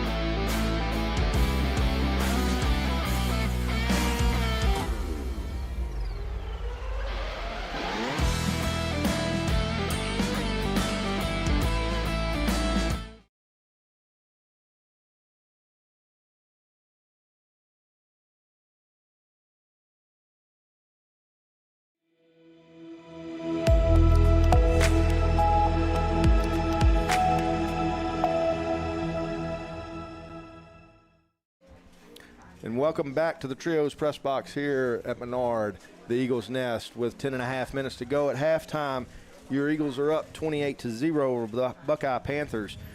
And I am joined tonight in the press box with Miss Lynn Roy of Holy Savior Menard. Miss Roy. Hi, John. Thanks for having me. Thanks for being here. What is your official title at I was Menard? just going to ask if you knew what it was. I know it's got to do with marketing. It is actually Admission. No, that's Miss Tiffany. Institutional Advancement Director. It is a mouthful. It is a mouthful. I think if y'all just put like marketing specialist. Yeah, and I basically tell people, hey, it's just short for all of our fundraising, our communication, our marketing, and kind of everything, a catch-all. That's right. And so fundraising, big week at Menard this week. We have the HSM raffle. Yep. What was the theme? Invade the raffle. Invade the raffle. Big money being given away. I've been seeing my emails been blowing up for the past week to buy tickets. I've been buying tickets because my kids keep telling me, oh, Dad, we got to have an ice cream party. Oh, Dad, I got to win this. Oh, Dad, I got to have this. So I got to keep buying tickets. So tell us your objective with this raffle. It's something y'all do every year. It is. And I was telling the kids today, I said, we're really good at raffles. So what we do with the raffle is we are raising money to help us upgrade our technology in the school. And what we do is we involve our kids in all this fundraising. So we actually have Mr. Gatlin's leadership class. He teaches a principal leadership class. And these kids have been working for weeks, and they've brainstormed the theme, and they've come up with skits and, intro and prizes for the kids, kind of incentives, that we've had so much fun that we forget, oh yeah, we're raising money and somebody's going to win the grand prize drawing. And so what we do is multiple drawings. We have 3 weeks of $1,000 drawings, and then at the end we have a $4,000 drawing. So it's a win-win. The kids get a lot of incentives, like the ice cream. Like you sell a ticket by next week, by Monday night, and then by Tuesday the ice cream truck comes. There you go. Right? There you go. And I have to thank all of our sponsors. We have so many people locally who have just come through and they're like, yes, we'll give, so that the prizes really are all donated. It's been a win. Well, that's really good, and it's something y'all have done, with our kids here. It's every year. That's something y'all do, and y'all dedicate those funds to that purpose. So you said this year technology in the classroom. Technology, maybe elaborate on that a little bit. Yep. So sure. So Mr. Bolton's our technology guru at Menard, and he's always looking for new ways to either get us, better internet in the classrooms, better technology, boards, smart boards, Promethean boards in the classrooms. There's always funding. Some of it's not as pretty, it's some new wiring. Things you got to have, though. It is, because it's just part of what we do all day. That's right. And our kids, they're on technology for some of their classes. So just to be able to have fast access, it's a huge win. So what are y'all looking to do this year? What's your goal? Where you at? So what you looking to do? We are doing awesome. So our raffle goes over, spans over 4 weeks. We are looking to raise $55,000. I am very happy to say that after 1 week, we are already at, I want to say 32,000. Oh, wow. We're over halfway to our goal. So there is an incentive for the kids and the teachers that once we hit our goal, we get a full day off of school. So that means more tickets. Yeah. More tickets. And you know what? And I have to say, because it's student run, they're owning it. And they're competing. They've got pod groups where they can, sell tickets and sell it with a group of friends. And so they're competing. What the prize I've learned this year that they really want to win is there's an escape room right across the street from us. They have donated time for the kids to be able to go over. So a pod group will be able to go over and win. And that's what they're competing for. Yeah. So tell me, we got a lot of people that have grandkids here, nieces, nephews, relatives. We know these people watch from out of state. They're not here in Alexandria, Pineville area. So can somebody that's out of state have a chance to win this money, and can they purchase those tickets? And if so, how do they go about that? Please do visit www.hsmraffle.com. And then when they check out, they can actually appoint a student. So that student gets credit so that, that student wins incentive prizes. But yes, we draw every week. So we actually live stream the drawing. We do it Wednesday after Mass. So when our entire student body is together, and we'll put that on Facebook. So it can be streamed and people can watch. And if not, and they miss it, I'll just call them and let them know they won. And so you'll mail them a check if they live in Florida or wherever. I surely will. So there you go, folks. If you got kids here that you're watching and family members and you're watching from out of state, please help us raise that money for the technology here at Menard. And while we have Miss Lynn up here talking about Menard and changes that are going to be happening, we got some big news that was released the other week. And tell us a little bit about this Eagle Excellence project that's heading I'll give up. you a little bit of background. Last year, we had an alumnus come visit from 1959 was his graduating year.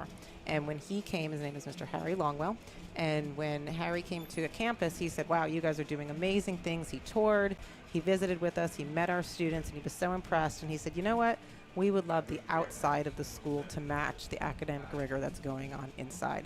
And so he has helped very much and supported the beginning phases of this project. So we actually are starting some landscaping enhancement. It's actually starting as early as tomorrow. And our plans have evolved. Jeff Carbo, landscape architect, has been able to draw up some beautiful plans. So it's a 3-phase project, and we're actually starting phase 1 tomorrow, and that will span over the next couple months. We're going to have new trees planted up front. So look for some new oak trees, some magnolia trees.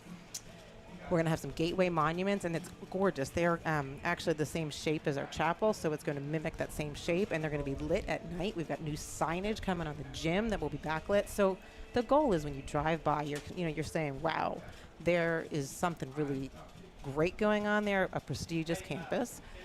What we are doing then, and we're actually asking for donations for the trees. So asking people to be a part and invite them to be a part of giving, and they can actually purchase a tree, and their names will be up on a donor wall. So it'll be a nice way for people to leave a legacy, beautify the campus.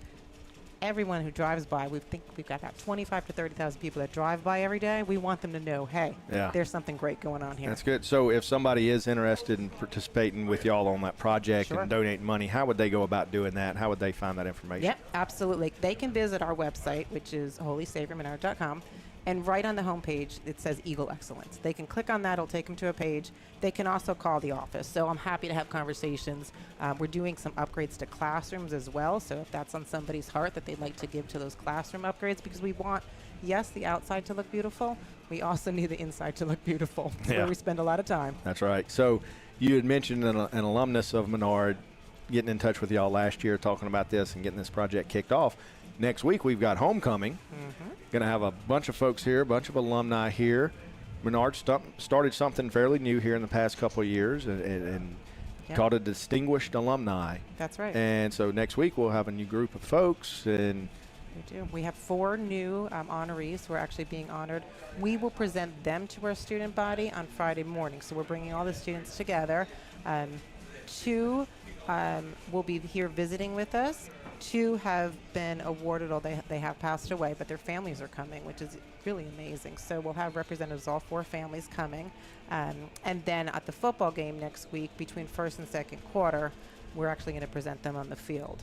Do you want to know who they are, or you want to wait till next week? No, if you know it right now, we got to spill the beans. All right. Let's hear it. Tim Petrus, class of 72. Alan Eskew, class of 66. Gay Atker, class of 73, and Terry Matthews, class of 83. There you go. Some names you're probably familiar with around here. If you've spent any time at Menard, those last names, you've heard them before. And some great folks. So we'll be looking forward to homecoming next week here at the Nest. And Miss Lynn, anything else? Did we leave anything off? I think we covered it all. Good deal. Well, we're going to take a break here. We're going to be back. We've got about 2 minutes left, and they'll put a warm-up on the clock. So we'll be back with the second half kickoff in about 4 or 5 minutes. You're watching Menard Eagle Football on 446 Sports.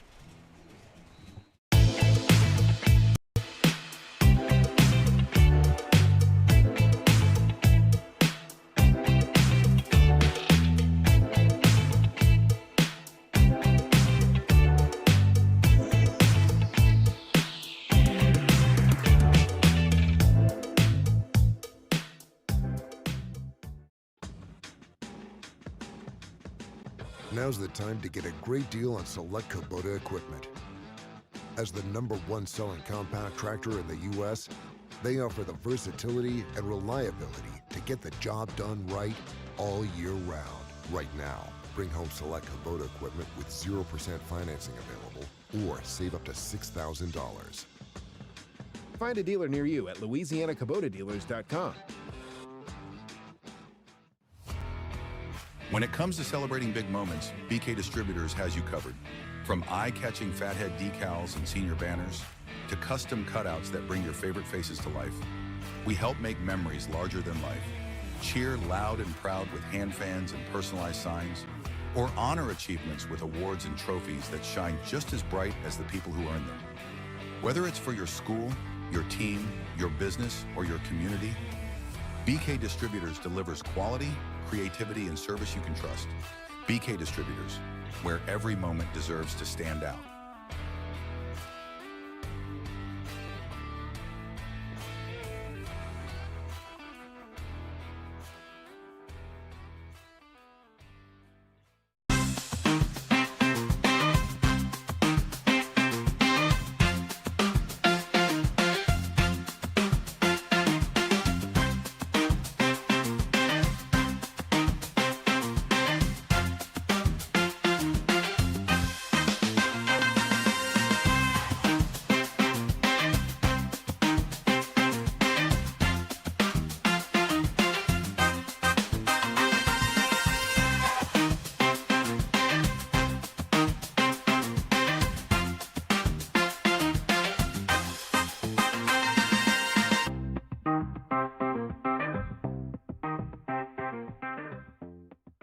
At Louisiana Athletic Club, we believe in keeping fitness affordable.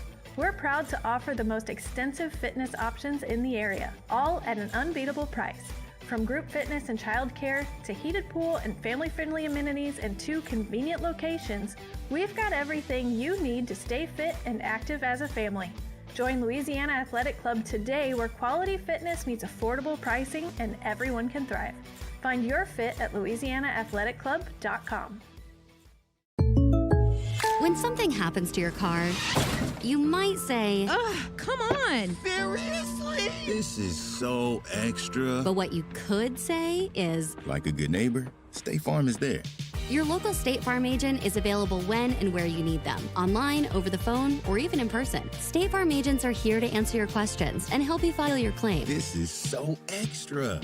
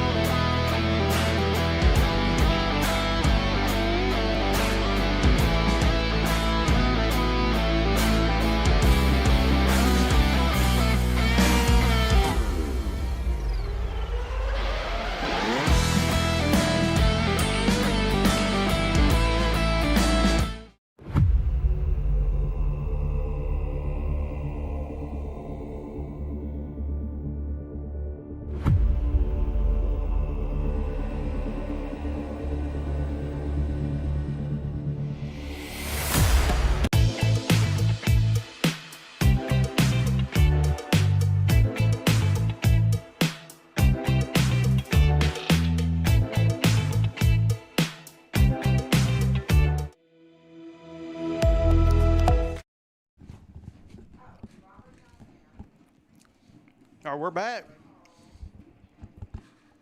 Start of the second half. Your Eagles are up 28-0. Buckeye is kicking off to Menard to start the second half. They won the toss in the first and elected to receive. Look like it's going to be an onside kick. Picked up by number 67 there. Gage Wright. We got a penalty on the play. Gage Wright.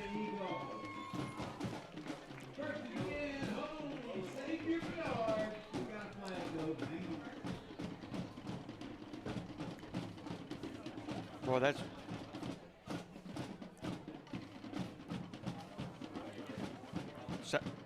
sideline warning on Menard.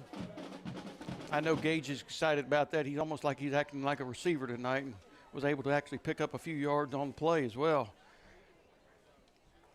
And anytime those big guys can get their hands on the ball and get a few yards, they're going to take that all night long and enjoy it, because that doesn't happen very often. The Eagles set up 1st and 10 on the 45-yard line after Buckeye tried an onside kick. Your Eagles are up 28-0.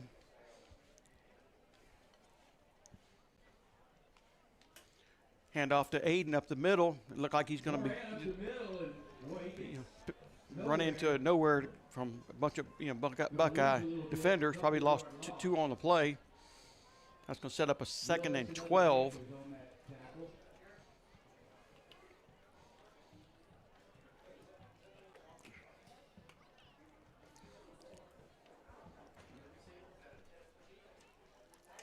Second and 12.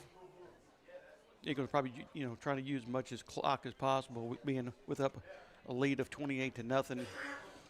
2nd and 12. Jake rolls out to your right-hand side, looking across the middle. He's got an open receiver, and Matthew Hicks, he makes a little juke and takes it up down the near sideline for a pickup. Got a flag about the 30-yard line here. Line judge throws that. Looks like probably going to have sideline warning again. They gave him a warning. We may have interference this time. I'm not sure. It was thrown on the sideline. Oh, we got another one.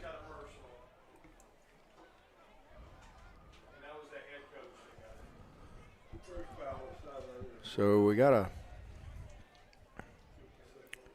sideline interference, it looks like. And then they're going to back it up. So you're going to have two 15-yard penalties here. That's going to be a total of 30. Well, it's going to bring the ball to about the 40-yard line.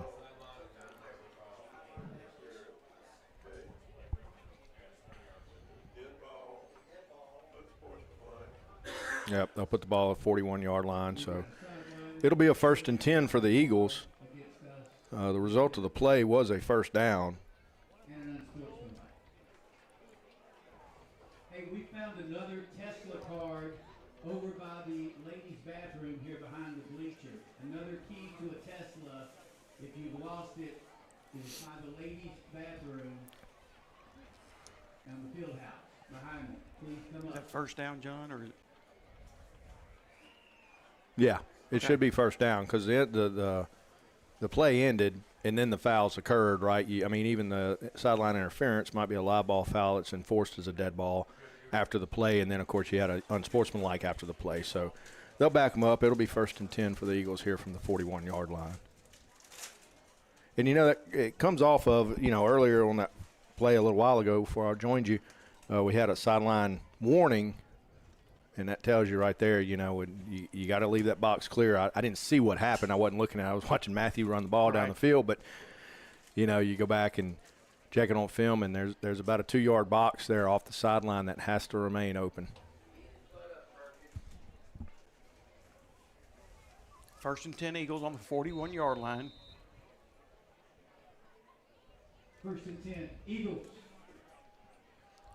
They line up with two receivers on the far, one on the near.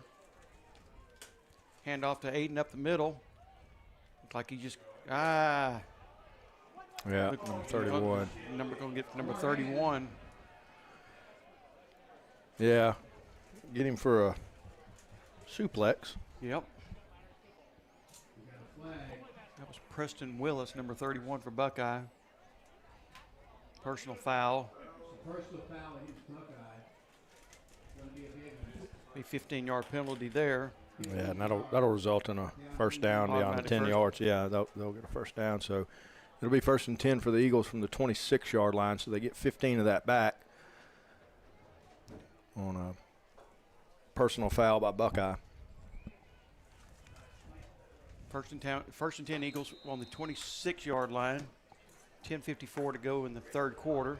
Your Eagles are up 28-0.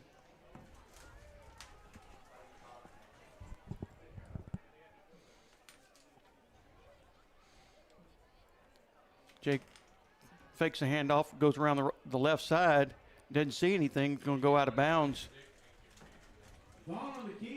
Maybe pick up about 1 on the play.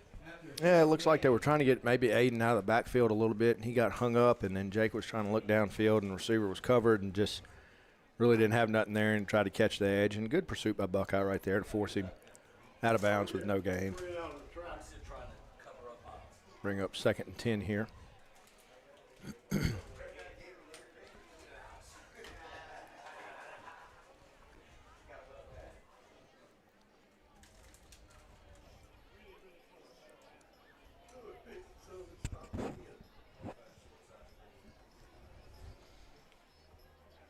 Quick out, Matthew Hicks.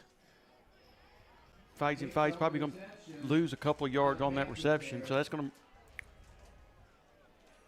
Yeah, nothing there. I mean, just a quick throw to Matthew and good pursuit by Buckeye to close on that and not let him get going downfield and bring up 3rd and long. 3rd and 10.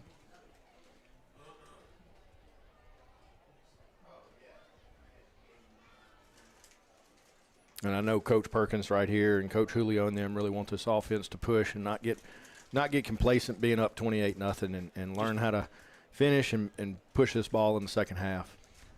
Jake drops back, got pressure up the middle. He's got a wide open receiver down across the middle. Look like Matthew Hicks goes up for another Eagle touchdown there. You got it. Got it. Touchdown, Matthew Hicks.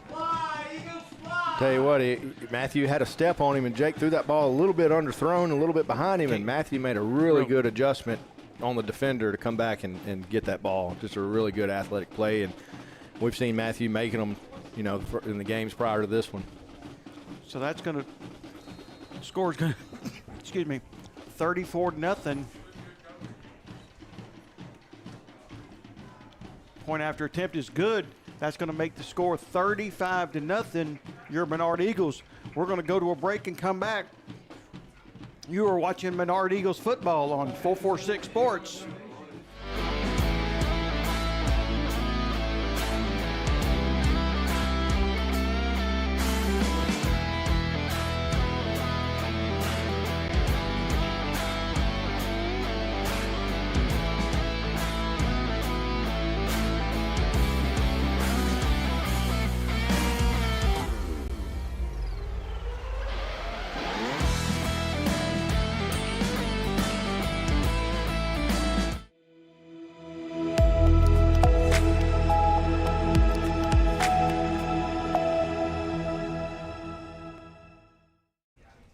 Give a shout out to a couple of our sponsors and make this possible. BU Designs, Premier RV Boat Storage, Jason Hawk Farm Bureau.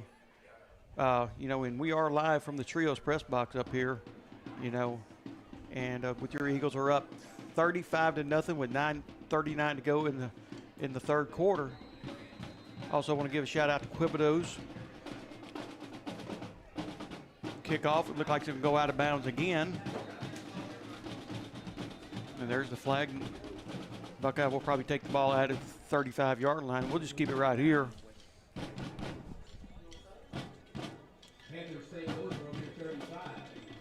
Also want to give a shout out, as far as tonight or even tomorrow, you can keep an eye on the Sadler Tow and Scrolling scoreboard. The Wallace Eye and Associates scoreboard that we have to keep the eye on the score. Explore Alexandria and Pineville, the Lowell Group, Richard Stock State Farm, BK Distributors, Doug Young Nursery. These are the people that make it possible for us to be up here, with the ball game tonight. 1st and 10 Buckeye. Handoff up the middle, quarterback keeper around the left side. And he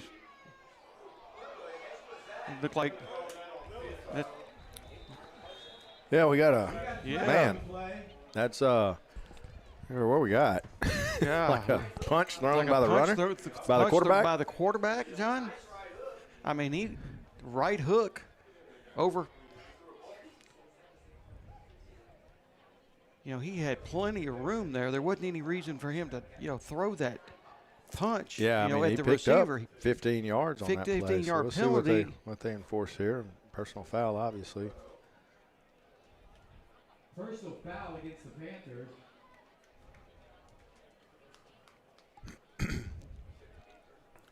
Repeat first down. Yep. They'll replay first down. That happened during the down, so they'll back it up from the spot of the foul. And it's going to bring up about a 1st and 14 for Buckeye. Just one of those things. That was just not a smart play. Not a small play, John. Yeah. I mean, he was 15 yards downfield by himself, with a solo tackle, and he throws a punch, at the tackle. The defender come up here to tackle him. It just didn't make much sense.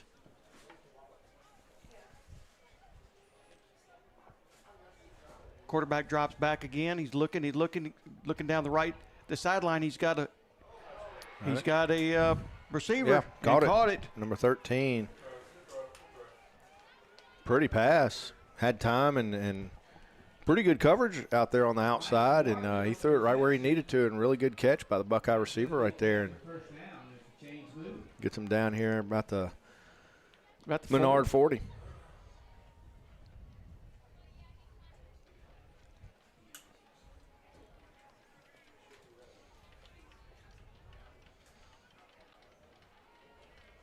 First and 10 Buckeye from the 40. Handoff up the middle to number 31. He's going to be stopped right there at the line. Maybe pick up about 1 or 2 on the play. Yeah, I couldn't tell who that was that had him by the feet. Not sure if that was Sam Bricata or I know Jack Cooper was in there. Sullivan. Jack was in there on the play. Grabbed him by his feet and wouldn't let him go and held him to a 1-yard gain.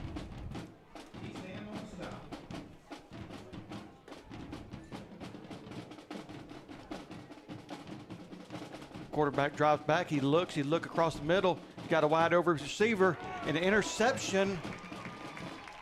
And he is taking the ball back, and he fumbles the ball on the play as well.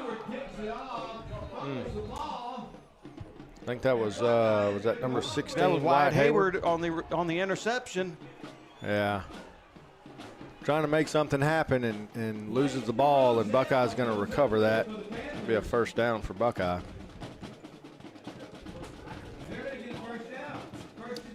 First and 10 Buckeye from the 29-yard line. Buckeye didn't have any breaks going for them in the first half, and they've had a couple this second half go their way, and was run right there. And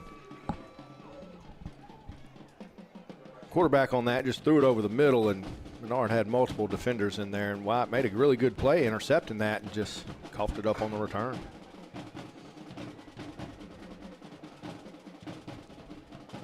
Quarterback drops back. He looks like he's fake out to the right side. Now it looks like we got it's coming back. Probably a hold, and that's going to make that. Yeah, we got a flag back here. We got a flag in the middle of the field. We got a flag in the backfield. We got flags there. We know we got a hold on Buckeye offensive line thrown by the referee. I'm not sure what we got down here. Possible illegal man downfield, ineligible downfield. We'll see what he calls. And that's what we got. That's what we got there. But they'll take the hold. Holding on the offense. Yeah, so they'll decline the 5-yard, take the 10-yard from the line of scrimmage, and it'll be 1st and 20 for Buckeye after this holding's enforced.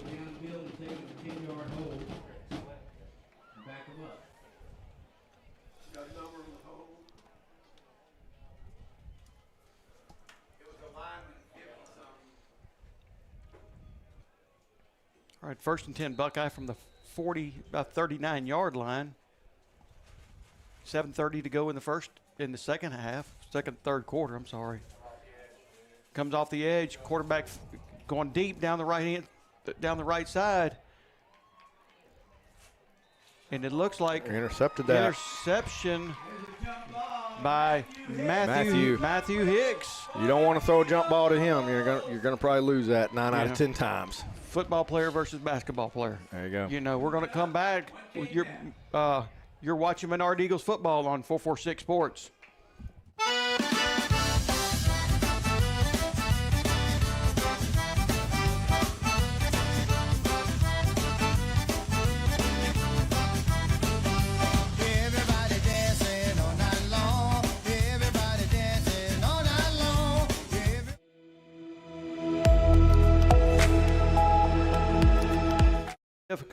All right, we're back after the interception by Matthew Hicks down about the 4-yard line. The Eagles take over. They're up 35-0 with 7:16 to go in the third quarter. Handoff up the middle to Aiden. Probably picks up a couple on the play. Bring up 2nd and 8.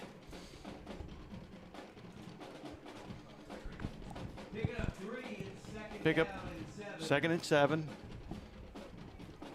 Yeah, just trying to get a little breathing room right there. Hand off to Aiden inside and try to find something to work with. Got an interception, and then we got the, unfortunately, this is the deepest we've been in, starting our offense all night long. Second and 7. Hand off to Jacob Janice there on the quick hitter. We're going to pick up about 5 on the play. Bring up about 3rd and 3. Janice a little slow getting up right there. 3rd and 2. Clock continues to run. 6:15 to go in the third quarter.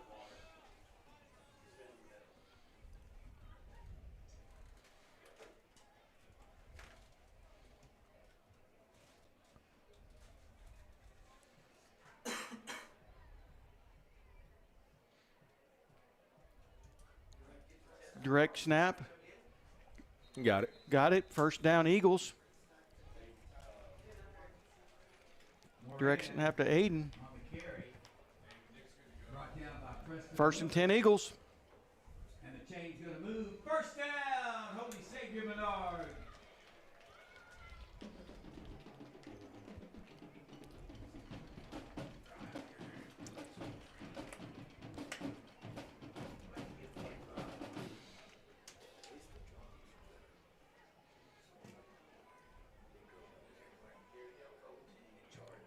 Hand off to Jake. He goes up the middle, quarterback keeper, and he's continued to chug, and he picks up about 12 on the play. Yeah, good. 15 yard, out to the 30.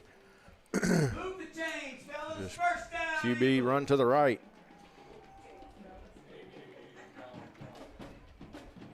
And again, you can see, you look at that Buckeye defense, how many guys are holding their hands on their hips right now, right? I'm counting 5, 6 of them right now just waiting on this next play. So that defense has been out there an awfully long time tonight.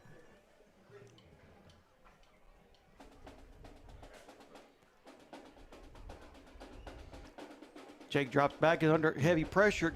Ball across the middle. Just came up a little bit short on the play. Yeah, he was almost being hit, had pressure right there, but we had 2 receivers, Matthew Hicks, and I can't tell who the other one was, but both of them right there at the ball. Had a chance to catch that for a first down and just came up a little short on it. Buckeye kind of brought the house on that play and brought a blitz and was able to get in Jake's face right when he was trying to throw the ball.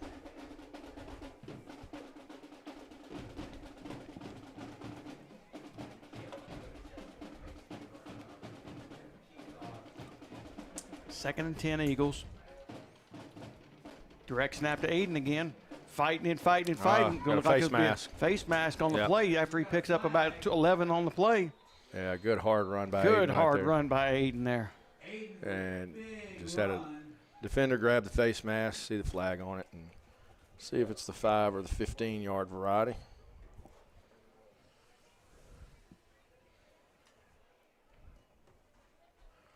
call a personal foul. 15. Foul, face mask against the Panthers.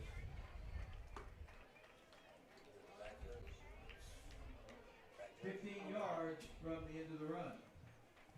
So that'll get them inside the Buckeye 45-yard line. Clock continues to run at 4:43 in the third quarter.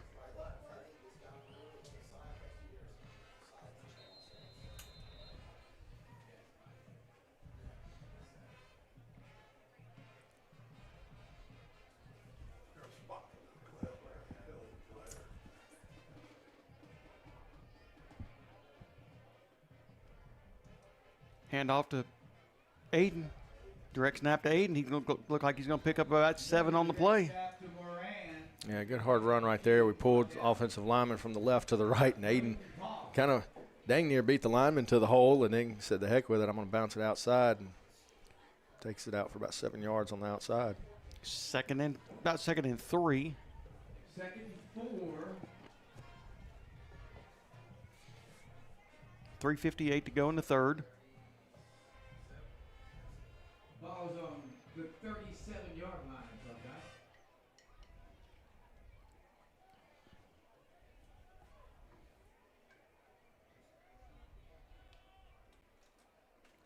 Hand off to Janice around the left side. He's got some room. He's down the left side. And he is dragged down. Janice down the field. And I thought that could have been possibly a horse collar on that. But yeah, he had him by the back. He had him by the back there.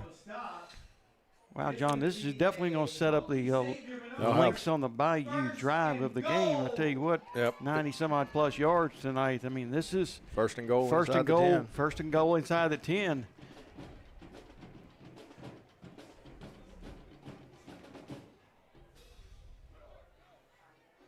Great job by Jacob Janice there.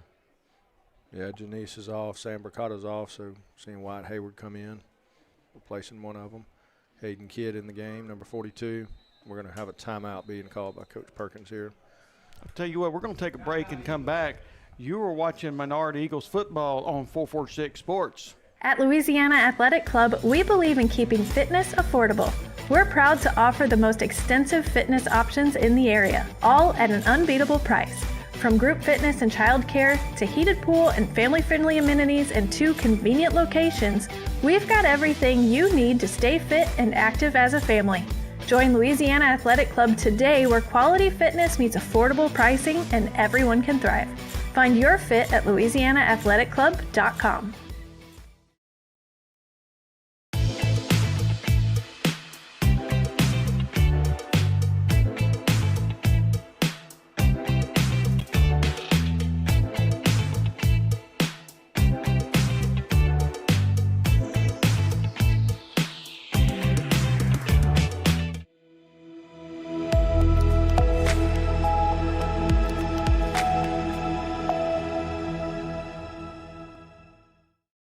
All right, we're back. Eagles, 3:07 to go in the third quarter. Your Eagles are up 35-0. We have first and goal from about the 7, John. Yeah, close to probably about the 9 or 8. About the 9, okay. Yeah, 8-yard line maybe. First and goal, Eagles. First and 10, Eagles.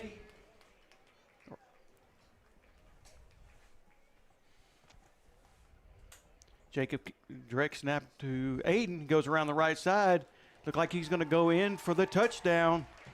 Yeah, just well blocked. Jake out there blocking, leading the way, and a couple other guys just sealed off that right edge, and Aiden fast enough to hit the corner on the wide side of the field and takes it in easily. So it brings us up 41-0 pending this extra point. If they do convert this, it'll bring it to 42, and you'll see a running clock the rest of the game.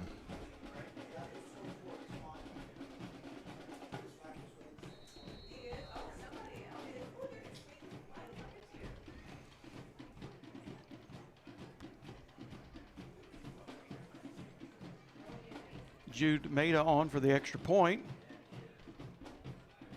Like he got it. He's got it. Folks, it's 42-0. 42-0. We're going to go back. We're going to come back for a break. You are watching Menard Eagles football on 446 Sports. Yeah, so what happened out there tonight? We struck out at home with leftovers, then we remembered walk-ons. What effect did the situation have? Spirits soared. Nick took on a burger. Jen obliterated her ribeye po' boy. And speaking of spirits, Laura even scored a real tasty cocktail. She needed that. Any lessons learned today? Yeah. Head straight to walk-ons. Scratch-made dishes, wall-to-wall TVs, craft beers, and cocktails. Walk-ons for the win.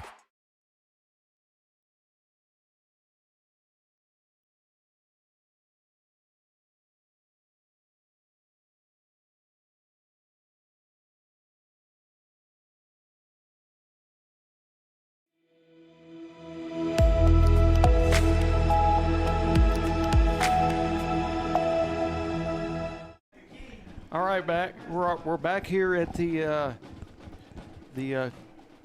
Trios press box on Versailles, and your Eagles are up 42-0, 2:56 to go in the third quarter, and we're going to have a running clock from here on out. Maida's kick went out of bounds, so Buckeye will set up 1st and 10 on the 35-yard line.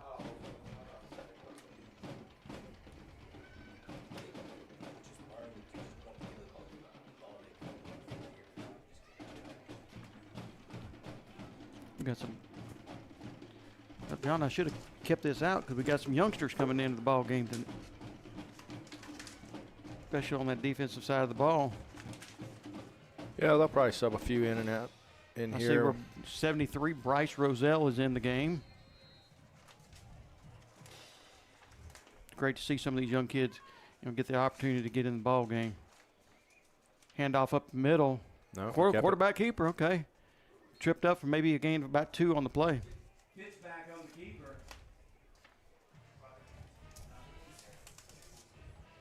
Janice on the stop. 2nd down.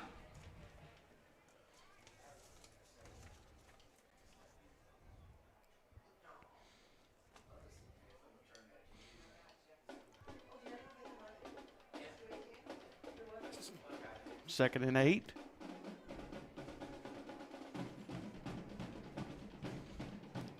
Handoff up the middle. Stopped by a host of Eagles there for a gain of a couple. Yeah, I tell you what, he had a hole there for a minute right up the middle, and linebackers were able to keep it from becoming a big gainer and bring up about 3rd and 5 here. That hole closed quick. Looked like Hayden Kidd is in the ball game.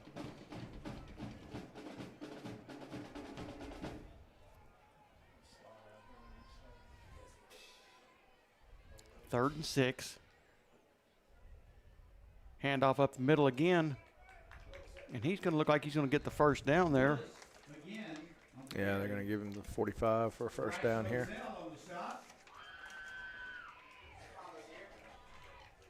So it brings us to about 35 seconds to go here in this third quarter. That was handoff to Preston Willis for Buckeye.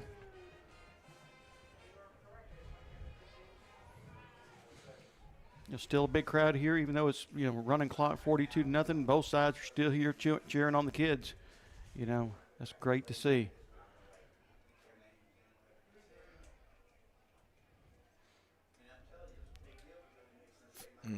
Missed handoff up the middle, and he missed almost like a quarterback keeper there, almost like a. Yeah, it was just a little read right there, and quarterback keeps it out on the right side. We had Hayden Kidd stepped up. I thought he was going to make a tackle in the backfield there, but quarterback kind of put a move on him to the right side and got around him there for a second. That's gonna be the last play of the third quarter, and your Eagles are up 42-0. And we're gonna take a break here and come right back. You are watching Menard Eagles football on 446 Sports. When it comes to celebrating big moments, BK Distributors has you covered. From eye-catching fathead decals and senior banners to custom cutouts that bring your favorite faces to life, we help make memories larger than life. Cheer loud and proud with hand fans and personalized signs, or honor achievements with awards and trophies that shine just as bright as the people who earn them. Whether it's for your school, your team, your business, or your community, BK Distributors delivers quality, creativity, and service you can.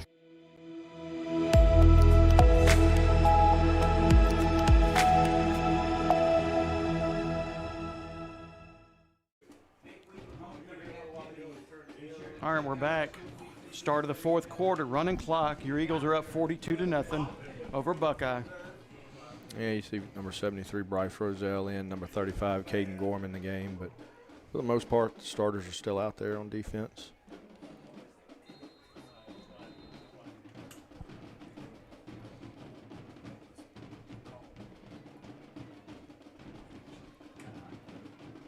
Oh, we got a low block. Referee got it. So that's going to block below the waist. Running back came up there and pick off the outside linebacker coming in. Can't do that. 15-yard penalty, is that right, John? Yes. Okay.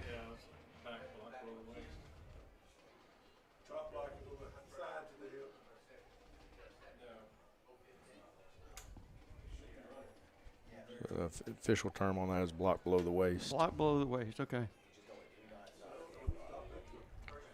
That'll set up a first and 25 for Buckeye.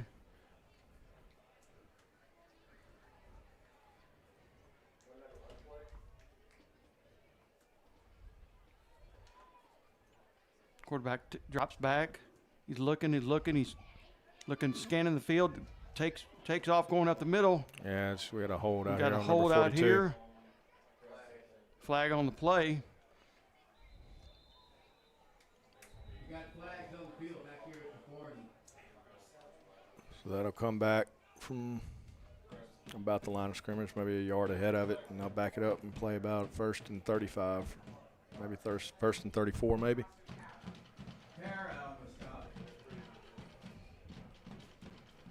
Of course, you know, you get quarterbacks scrambling around like that and running around. Sometimes those guys are going to hold them, and you don't know which way he's running, and the blocker doesn't know which way he's going. So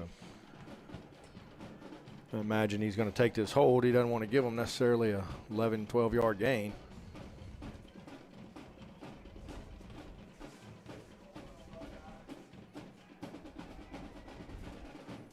Again, then we'll still be on first down, though, after this.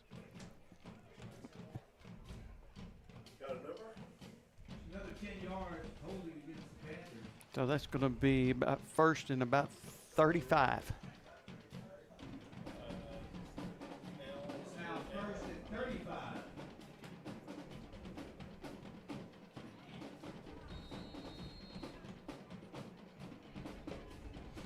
Clock continues to run, 9:46 to go in the contest. Running clock. Quarterback drops back. He's looking, he pumps fake. He sees an opening on the left-hand side. He continues to play hard. Picks nice gain on first down there. Yeah, and sometimes as a defense, when you know you got 35 yards before they can make a first down, you tend to loosen up a little bit, and play like that can hit you, and it did. I mean, the quarterback had a good run, and we had a couple of poor tackles right there. Going to be second and 23.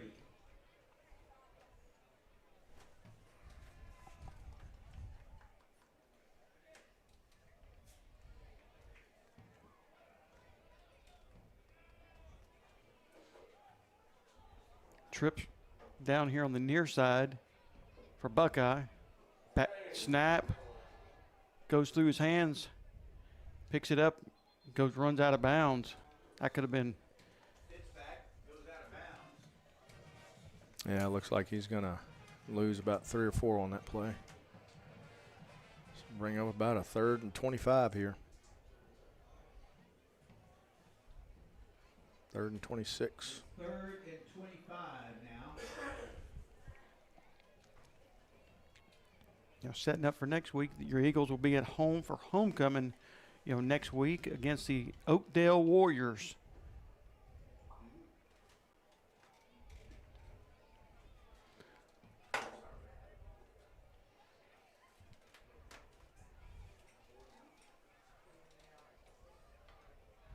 Quarterback dropping. Look like he's going to keep her right around the right side. Look like we got another flag coming out. Yeah, I'm not sure what we got thrown back there. Didn't see it. Tackled by number 35, Caden Gorham on the play. We got another flag. Yeah, Caden in there for Matthew Hicks at cornerback position. Caden Gorham on the stop Got- for our Eagles. Oh, they're waving it off. We're going to wave that off. So it's going to bring up about 4th and 16. That should bring up 4th down. See Brooks Juno in there. 4th and 16.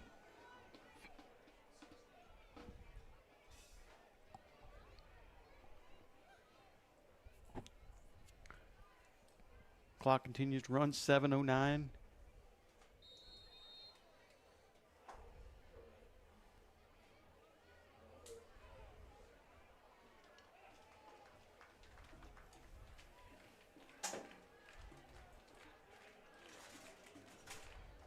.652 to go in the contest. Quarterback rolls out to your left side. He's looking, sees an open receiver. Probably going to come up just a. Yeah, he had to catch, just needed 16 and picked up 7. So your Eagles are going to come back out, 1st and 10 Eagles. And we're going to take a break. We're going to keep on going through. Okay, we're going to take a break. All right. When we come back, you're watching Menard Eagles football on 446 Sports.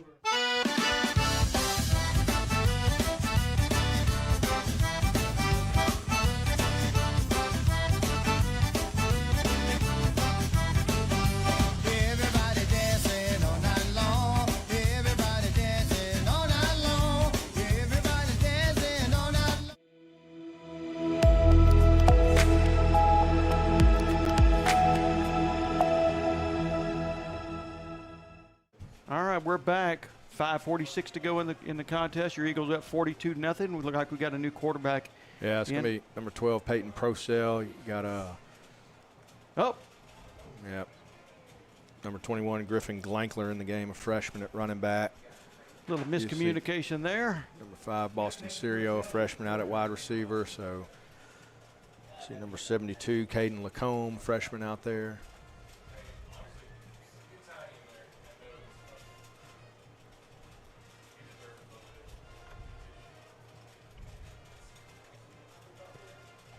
See number 42, Hayden Kidd, coming back in the game. Hayden's one of your starters on defense.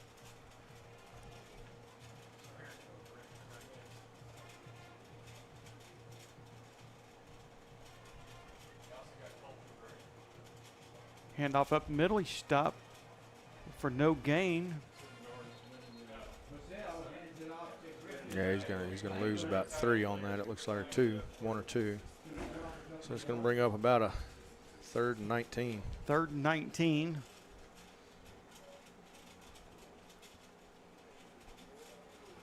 Menard's got multiple backups in that game right now at offense. Like Mason Jarrett is also in there. Jared. Yep, So Mason Jarrett. Connor Lacombe, number 63 in there. Great to see some of these young kids get the opportunity to come in and play in a varsity game. Yep, number 18. Looks like Pearson Grimion out there. Freshman also. We've got a lot of freshmen out there right now. Oh, a little miscommunication again. And that's going to bring up 4th down.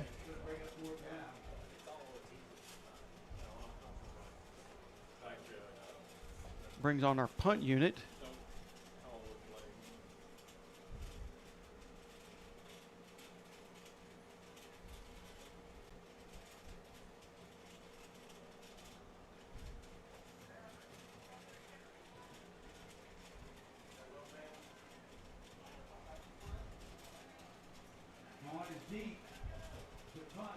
Jake is back for the punt. Nice spiral kick. Looked like he was a fair catch. It looked like he muffed he muffed it. You can't advance that. Can't advance that. So not sure. The Eagles are going to take over again. Yeah, they'll be around the 37, about 38. 37-yard line, and with 3:05 to go, and that may just put about the end of this one here. So the offense comes back out. Get some of those youngsters back in the game. You know, today is Thursday, feels like Friday. You know. Well, we got the starters going back out there right now. They probably want to go. And he'll go victory Victory right now, formation. I think he wants to get these guys to go in victory formation here and close it out and for a big win. That'll bring our record up to 4-1 on the season. Nice, good quality win against Buckeye tonight. Yeah, and I mean, you know, give it to Buckeye. I mean, they got a lot of guys hurt right now. They had an offensive lineman out. One of their best offensive players. He went down with a ACL injury, and there's Aiden on the keeper. Looks like he picked up about 11. Yeah, I mean, Buckeye they were shorthanded. They were shorthanded. But it was good to see the Eagle offense early in the game, especially that 75-yard drive they had in the first quarter. Look like they are going to go on victory formation here, John.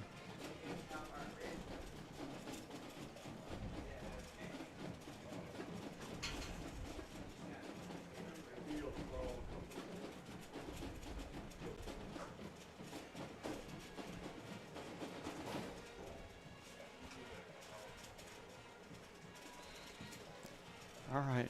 Yeah, they'll have to snap it one more time. One more time.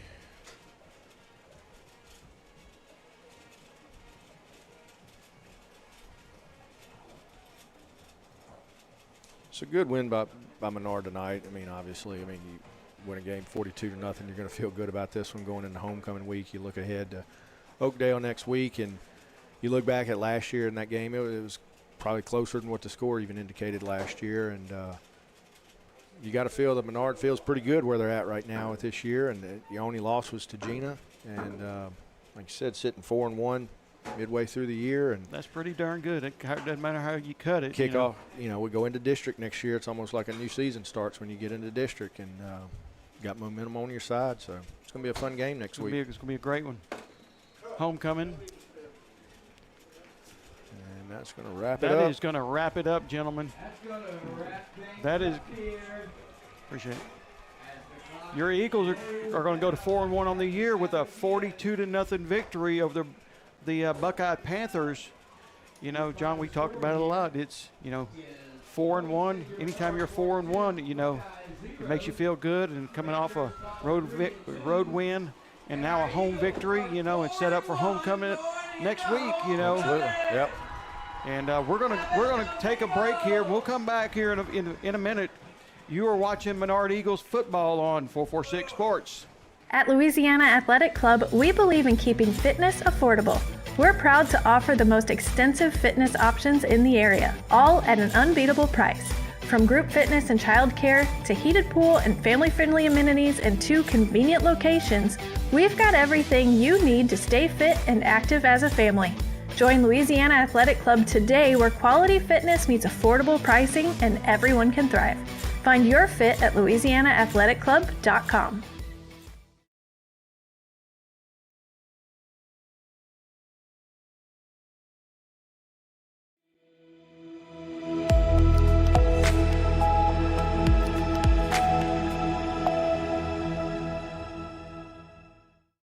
All right, we're back.